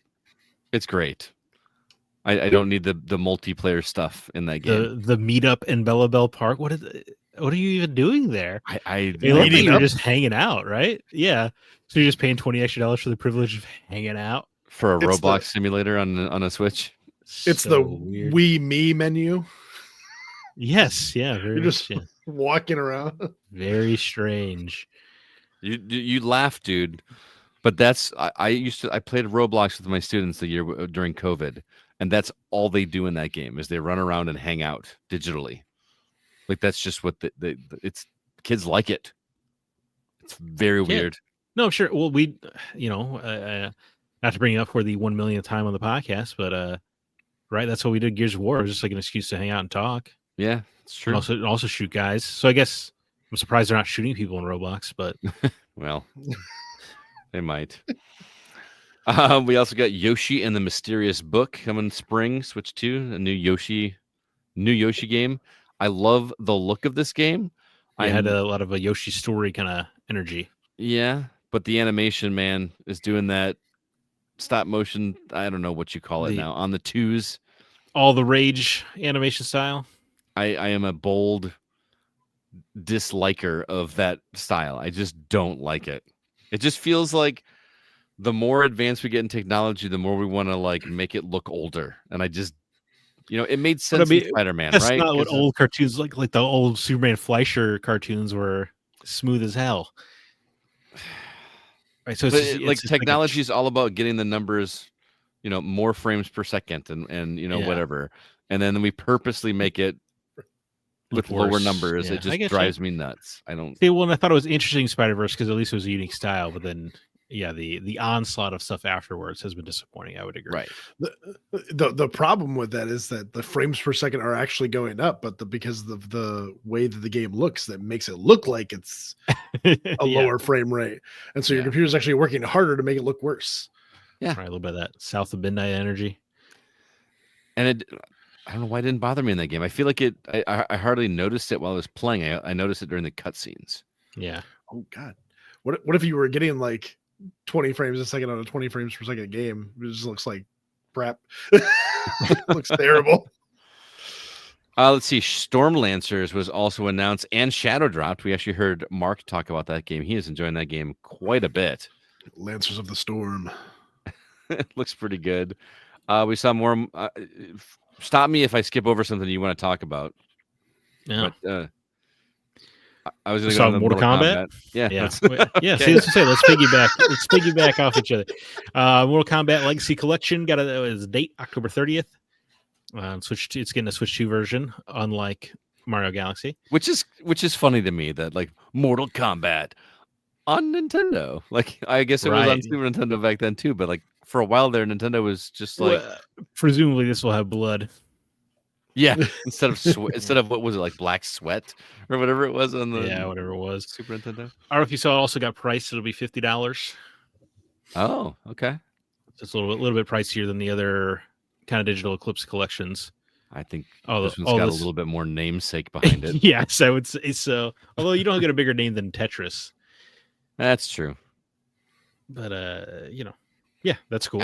I still really want to play that Tetris one, by the way. Final Fantasy Yeah. VII Remake Integrated is coming to Switch 2 on January 22nd. I would like to replay that again, but probably on Xbox. But For sure. Yeah. Yeah. I'm just really impressed that thing is going to run on a Switch 2. I know it's a really powerful, but it was always a thing, right? This game's great, but there's no way this is going to play on a Switch. Now we're to the point where it's like, oh yeah, that'll play on a Switch too. Well, I'm more concerned how Rebirth will run on a Switch too. Yeah, because that was a fair. PS5 game, not a PS4 game. That is fair. So it'll be more interesting. But dudes, Hades 2 Mm-hmm. getting dated September 25th. It's a 1.0 launch. It'll start off as a Switch exclusive on both Switches, though. I mean, Yeah. it looks great. Yeah, Yeah, you let's said not- Hades. Hottest. And the showstopper. Hades 2, right? Huh? What's more of a showstopper than Hades 2, man? Dragon Quest 7. Well, I was going to be facetious, but wait, are you into Dragon Quest 7? No, I was just skipping Oh, Hyrule he's also Warriors being 'cause I didn't want you to to have No, that's not what I was talking. I was going to talk about Zelda, believe it or not. I don't like the Hyrule Warriors games. believe it or Yeah. not. Not a Age fan of of those Imprisoment's not going to convert games. you. Yeah, no. I think I told you guys I got the last Hyrule Warriors game like on a pricing error for like $6 or something, and I felt like I paid too much money. I just did not enjoy that game at all. Anyway, Look, man, I understand. I bought the Berserk one of those, and it was equal disappointment. I just don't. What don't get do it. you guys want out of a set hack and slash? Come on. No, I think it was fun for about 25 minutes. Yeah, I'm happy that people love that genre. I'm just not one of those people. Yeah.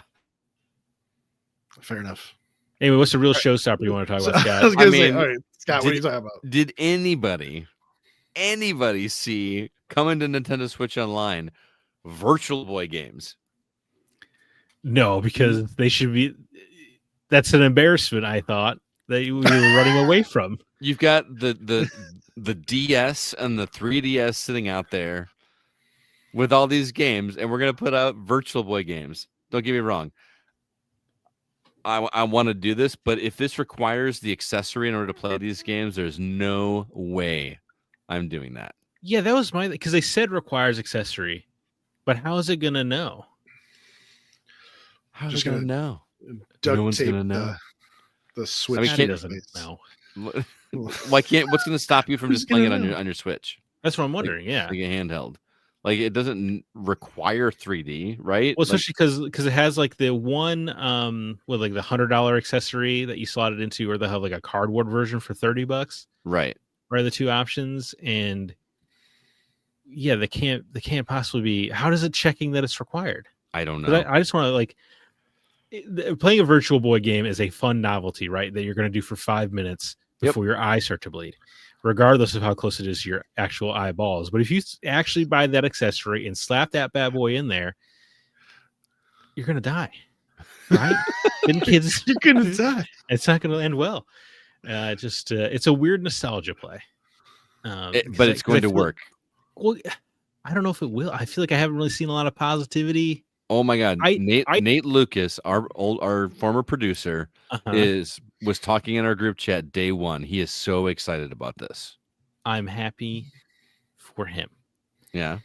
However, if I may just, the nostalgia, I feel like works better if you can play it on your screen, because then you can check it out, see what all the fuss was about.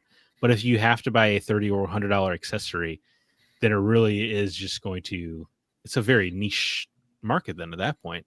Mm-hmm. But again, how's it checking? Does the Switch 2 have a secret sensor in it that feels for cardboard?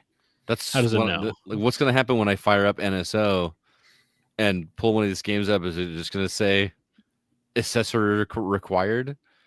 Right. Is it going to be like, is there some kind of, instead of like when you put it on the dock, right, it sits on that little power USB-C. Yeah. Is it like there's going to be a specific one that only reads the Virtual Boy accessories? But cardboard is going to work just fine for that. They'll have one piece of electronic plastic. On the bottom, Okay, yeah. is that what it is? I don't know. It's just a weird choice because that implies to me that Nintendo does not understand it was a complete disaster, which can't be right. But I think it's a crazy Nintendo thing to capitalize on a disaster. But oh yeah, people want this because they do. Yeah. You know, as crappy as that console was, we had one set up at our very first R2V2, and every kid there was trying it out. Yeah, because it's fun. 5 minutes, right? Yeah. You know, and I never did play the Wario game. That was supposed to be actually like a really good game for that console. I would like to play that one. There is a Mario Tennis on Virtual Boy, right? Yes, there is. There's like, what is our Telero Boxer? There was a Waterworld game. I wonder if I doubt that one's in there. Based on the Kevin Costner? Yes. Everything is blue. Oh. Actually, that's the twist. It's no longer red. Yeah. What else is there? There's a game called Red Alarm, which was like a space shooter. Like I know there's a Jack Brothers game based on the Atlas mascots. That is the rarest one actually for that console. That was the last one CB got to finish his Virtual Boy collection, which is 13 games, by the way. Or is it 13 or 17? Ooh. I think it's 13. It's gotta be 17 because then they say 14 games are coming. Well, there was a bunch that were Japan exclusives. Oh, okay. So yeah, but the original US run was either 13 or 17 games. I hope Waterworld wasn't. I hope everybody got a chance at that one. It was more of like you're on the. I remember being on the Trimarine, like you were sailing the Trimarine. Yeah, that's so interesting. All the games, did they do a regular NES version of Waterworld? I don't remember there being another Waterworld game except for the Virtual Boy game, which is so weird. Like that would have made a great game. Yeah, that's interesting. Like, can we get like a modern day game based on Waterworld? How rad would that be? Oh, it's not bad. It's actually not a bad idea for a video game setting. That's true. That's what I'm saying. Like the whole because he could swim, right? So he could go down without having to breathe and collect stuff. It could be a roguelike. Oh, dude, you could draw gills on your neck on the Virtual Boy, and then you could be Kevin Costner. Look, I no air. This just kind of cracked me up because so many people have been clamoring for like other consoles, like I said, the DS and the 3DS, which I know there's not two screens, but they were able to make those 3D games on a 2DS. They were able to make an entire device for this, so there's got to be a way to like couldn't you just split the screen in half? This says it was on the Virtual Boy, the Super NES, and the Game Boy. Oh, there was a Super NES Waterworld game. Okay, now I want to play that game. I want to see what that was like. It was pretty bad, but anyway, moving on.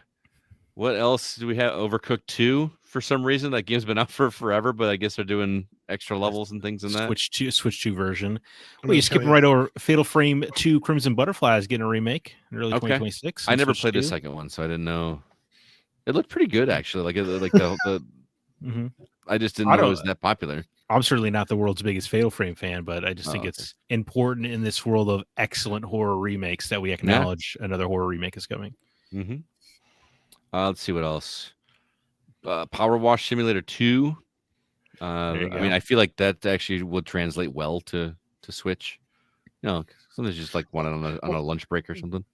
Only if it's got the VR system and you have to like actually like move the Joy-Con up and down to clean things. Yeah, hopefully you can use your Virtual Boy accessory to play Power Wash Simulator 2. Clean the red off of everything. Could you imagine somebody sitting outside with a Virtual Boy accessory and holding something like and just standing outside their house, going this with on the house without spraying water? Like, dude, just go do it for real. Right, it'd be so sad. But anyway, people will do that by the millions. Scott, I gotta ask you, how do you feel about the motorcycle? Oh my god, dude! Metroid Prime 4 Beyond finally got a release date, December 4th, coming to both Switch consoles. What's taking my Vroom, glasses vroom. off. what was that game on the PlayStation years ago where it was Days Gone? No, on the PlayStation, the original PlayStation years ago, and it was the chicks with like motorcycle parts connected to them. What? I don't know, man. Yeah, Sounds like an interesting search history you got Hold going on. on. Just give me a second. Chicks with motorcycle parts attached to them. Yeah. Well, anyway, Yes. speaking of chicks with motorcycles, Sam is over You're gonna get canceled at the same time. here. No, they showed this trailer with Samus riding a motorcycle, which is obviously new for the series, and I don't know how I feel about that, man. That just seems really weird. But it also gave the go ahead.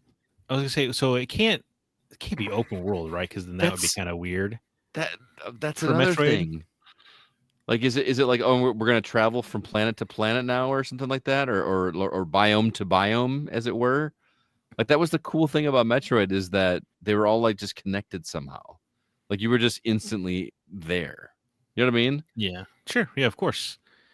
And but it was a weird slice of gameplay to show off because it didn't look great. So no. I was on the PlayStation 2, there was Kinetica, and it was female racers, yeah. and they had like skates and gloves that had the wheels on them, and they put their hands together to make the motorcycle parts. Oh boy, yeah. Someone's really putting their fetish on Maine, huh? That's not what I was picturing when you said girls with motorcycle parts attached to them. You're thinking about like the Dumb and Dumber dream sequence. Yes, there you go. Exactly. That look on his face where he's like, That's a good dumb movie. There's a payment processor somewhere that's going to be. Oh, there we go. Oh, you guys listen to the Gaming Outsider? Nope. No, but they showed very little of like your traditional Metroid Prime gameplay in that. Like, there was there for a minute, but you've seen it though. I know. To be fair, yeah, it does. It calls into question the structure in Metroid Prime 4. Mm-hmm. And the fact that game has been changed hands so many times and restarted, and it almost feels like Nintendo doesn't have as much faith in that game. Because wouldn't that be like a flagship? Well, famously, Metroid Prime was never a big seller, right? Yeah, I guess that's true. Kind of was just a good enough. It's so weird because those games were so good. Yeah, no, of course. Yeah, I'm not arguing their quality, right? Metroid Prime Remastered was pretty good. I'm ready for Metroid Prime 2 Remastered. As much as that game was a slog, I'm ready. Dude, it made me so mad as a person who hasn't gotten a chance to play Prime 2 or 3 yet, when they were like, and we're leading up to the launch with Metroid Prime 4. We're calling it the road to launch, like where they're doing all the accessories and art books and stuff. And I'm like, dude, just give us Metroid Prime 2 and 3 Remastered. Lead me up to launch. Not with a $40 amiibo of Samus on a motorcycle. Which does... I can't say it looks cool. Oh, man. She had just like Samus riding... She's got a hog. I just don't get it, man. I don't hate it in concept. It's just they didn't really explain to me what it's adding to the game. I don't like it in concept. An open world feeling. She has a freaking spaceship. Why does she need to get on a motorcycle to go anywhere? She can just fly to the next area. She gotta get around on the ground, man. For show? She gets stranded in every game. I don't. Her ship is notoriously unreliable. All right, we got some DLC for Donkey Kong Bonanza. Got DK Island and Emerald Rush DLC. That was shadow dropped. It's available now. I feel like anybody but Nintendo would be getting raked over the coals putting out a new DLC this close to launch. You think so? I think so. I guess that game did just come out, like a month ago? Yeah, end of July. Mid-July, sometime in July.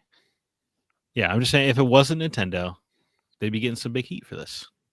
I think. Probably. But Nintendo gets away with Pokemon Pokopia, so they can just do whatever they want, I guess. I don't know what that even like. It's like a weird Ditto simulator. I don't know, man. It looked.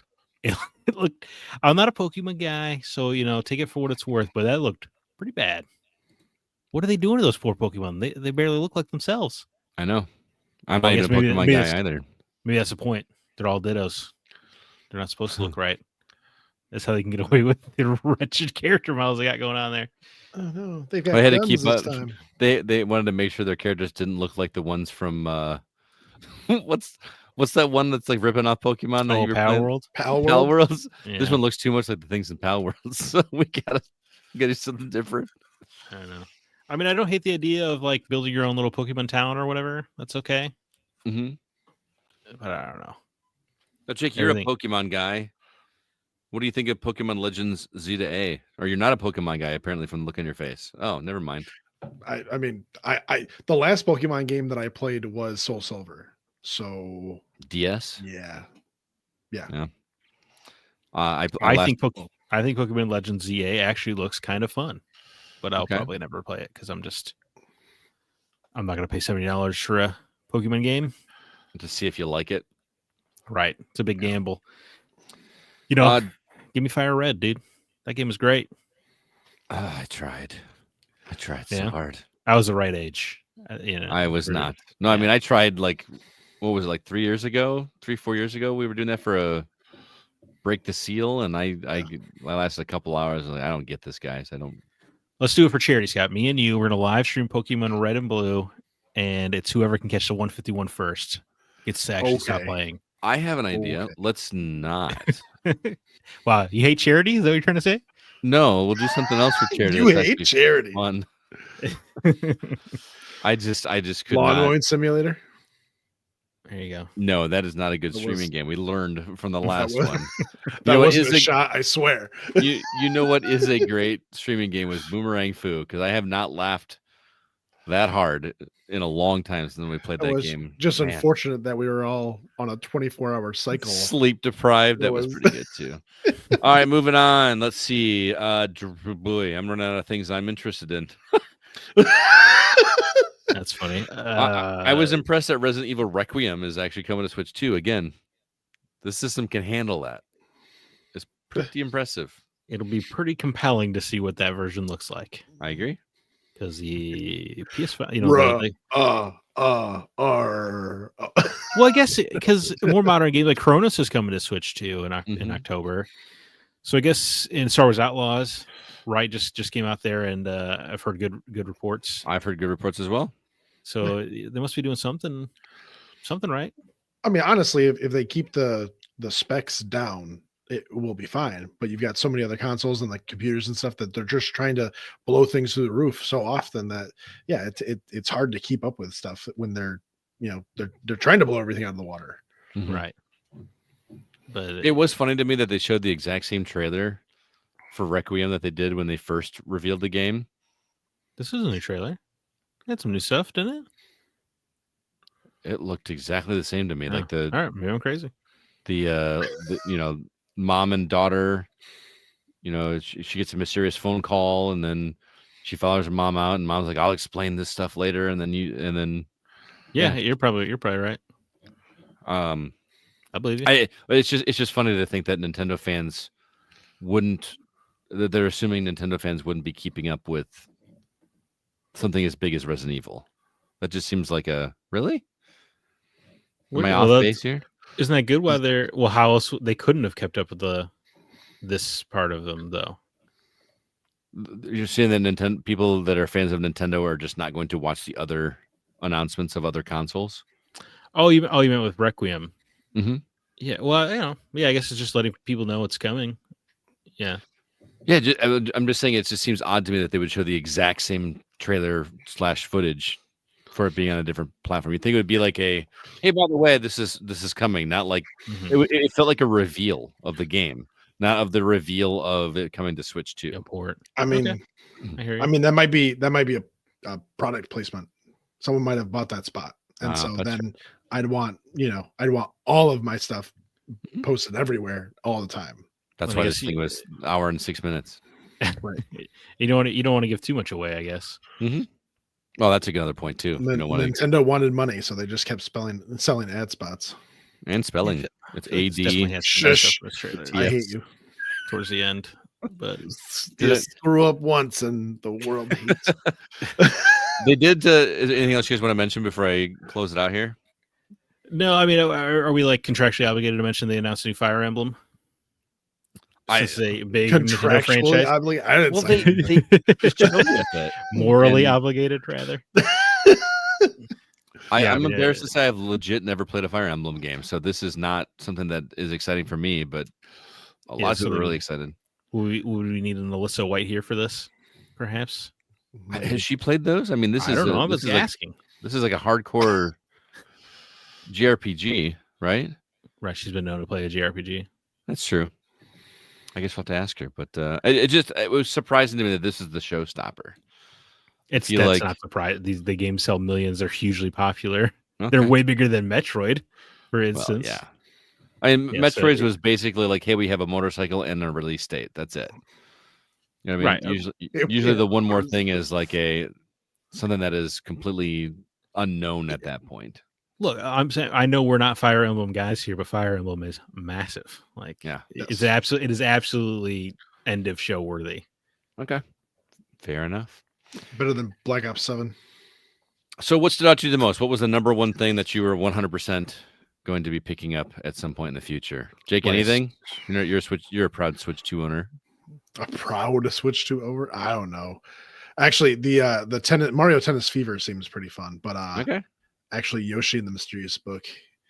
There is a soft spot in my heart for Yoshi Story, and anything that's more Yoshi, I would enjoy very much so. Zach? Yeah, I guess the most exciting things here for me would probably be Hades 2, of course, getting a date. Very excited for that. That's a console seller as far as I'm concerned. Wow. First Hades was great, man. It was, but it's not exclusive to. Well, it was for the first year. No, but I'm saying Hades 2 is not. It is. It's coming to PC. It's on PC. Yeah, no, yes, it is on PC. I'm saying it is console exclusive to Switch. Oh, console. Okay, I got you. So it's PlayStation, Xbox gamers getting a little bit of the shaft. That's it. Therefore, just systems up. just the tip. Whoa. But the other most exciting thing I feel is such a sucker moment, but it's the Mario Galaxy Collection. Yeah, dude. Yeah. Like, I think I was like, when we first saw this announced, I was nervous to text Zach to be like, man, I'm buying that because, but he's like, yeah, me too. So I was like, okay. Well, I mean, but I also quickly noted I'm like utterly ridiculous that it's $35 per Nintendo or per old Wii game, but what I'm gonna be there, so yeah, I'm a hypocrite, I guess. But that game is so good, and it's been so long. I haven't played it since launch. That's going to feel like a fresh game to me.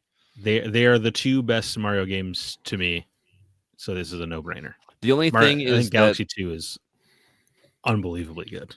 Yeah, I mean the Galaxy 1 is good. Galaxy 2 is great.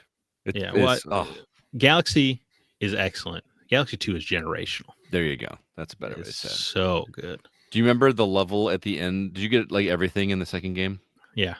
Did you remember the level where it was? I think so. I don't know. I guess I'm about to find out. Yeah. It was one of the unlock levels, or like it was like the hardest level. I spent so much time on this one level. It was where you had to like jump on these tiles and they would flip over, and then you didn't realize until you were done, but it was actually making the pixelated version of like Mario from the original Super Mario Brothers after it zoomed out. Okay. But like it was a timed, like you had to basically memorize the patterns to jump of like playing Q*bert, but without the multi levels. It was. I remember it was brutal for sure. Very, very difficult. And I remember finally pulling it off. There's a lot of good power ups in that game. Really good. Oh, it's like a pepper that you feed Yoshi and he runs really fast. Yeah. Well, because there are some levels where you'd have to like just keep Yoshi like suspended in the air via pepper for like 2 minutes. Yep. Yeah, it was good. Have you played that one, Jake? Dude, when that comes, you should come over. We should do Pass the Controller. Because man, that game is awesome. Galaxy 2's hard though, if I remember correctly. It is. I mean, it doesn't. It ramps up, but Mario games traditionally like getting through the game is not incredibly difficult, but beating all the challenge levels is. I feel like I remember Galaxy 2 kind of assumes you finish Galaxy in terms of difficulty. I mean, I wouldn't mind playing through Galaxy 1 again. But Yeah, I feel like those I'll play both for sure. Galaxy 1 like there was a lot with that required the nunchuck and Wii remote.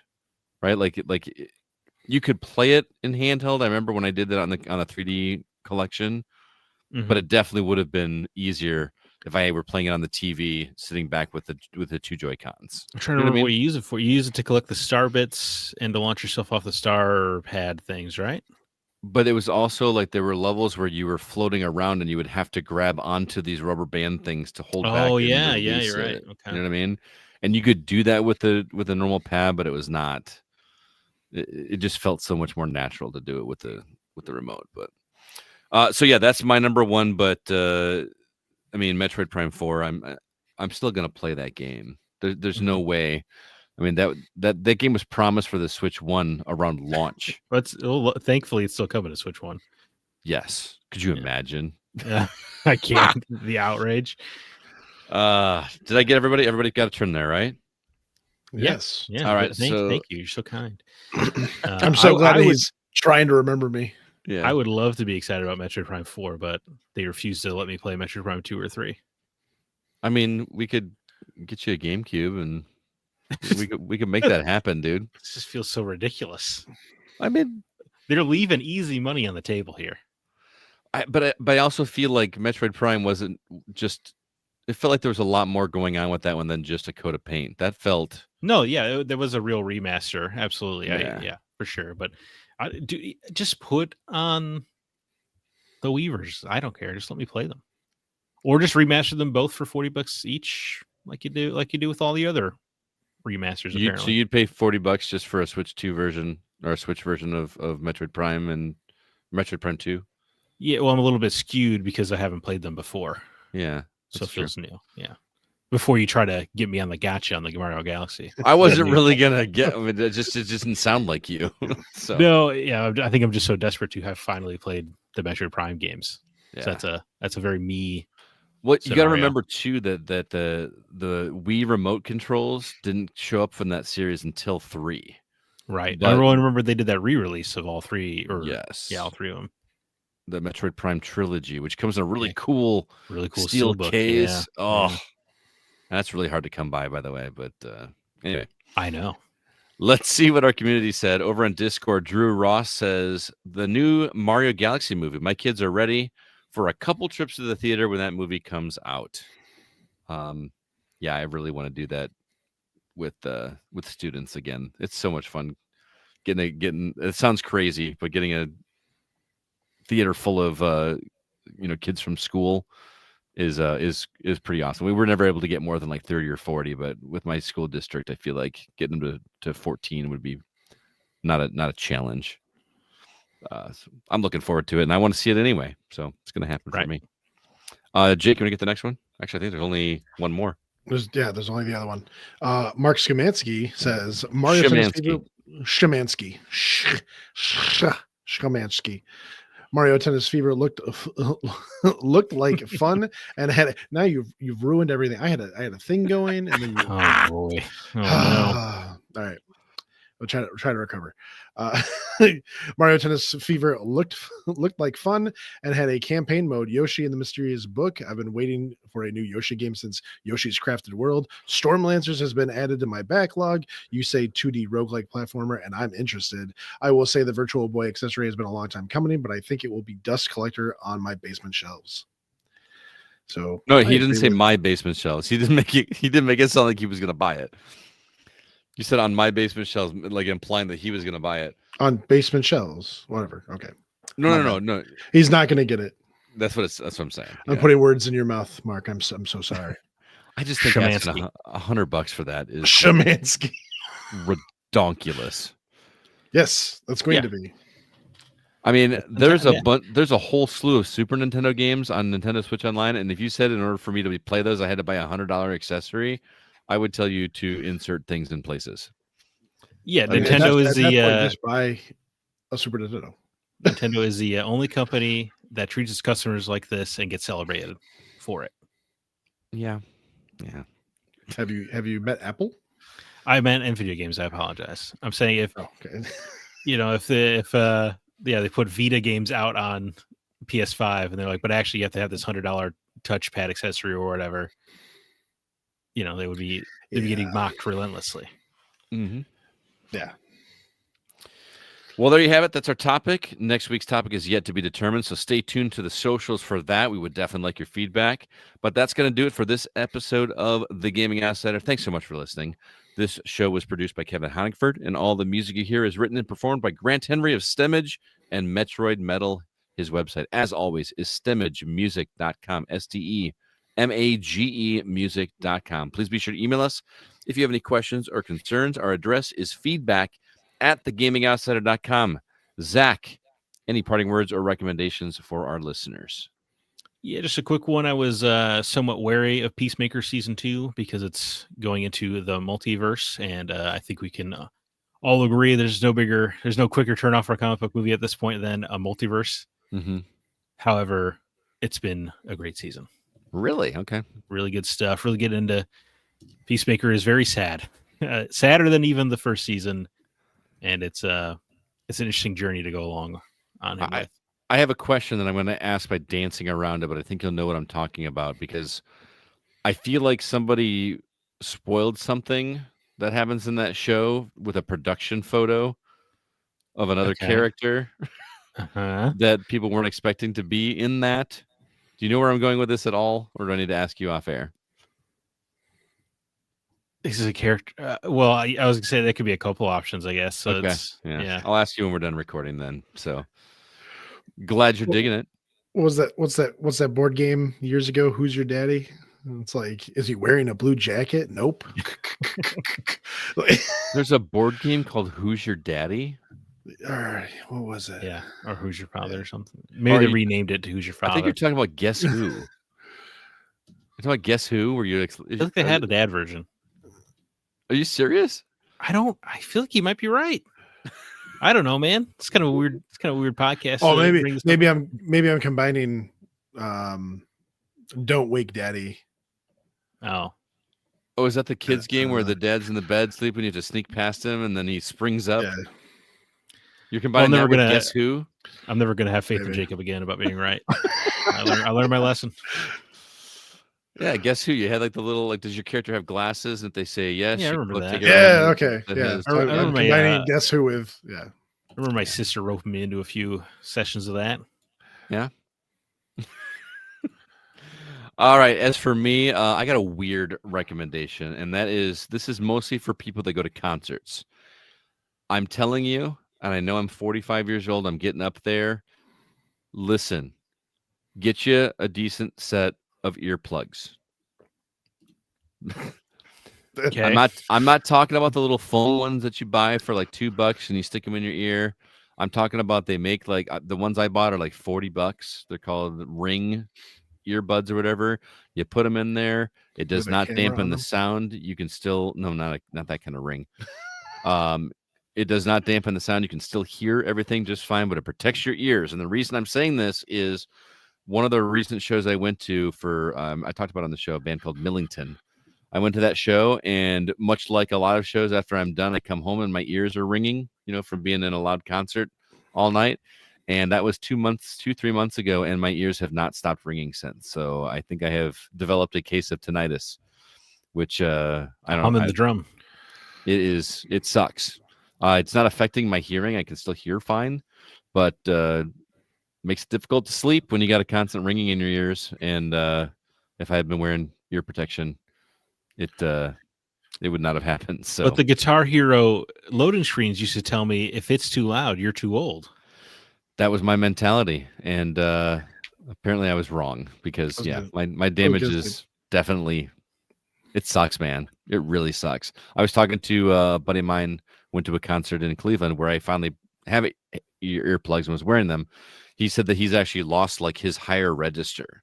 So there's like a whole range of higher notes that he just can't hear anymore because of how many concerts he's gone to unprotected. So he wears earplugs now as well. So yeah, if you like going to concerts and like it loud and are saying, "Oh, it's too loud, you're too old," listen, it's gonna catch up to you. So,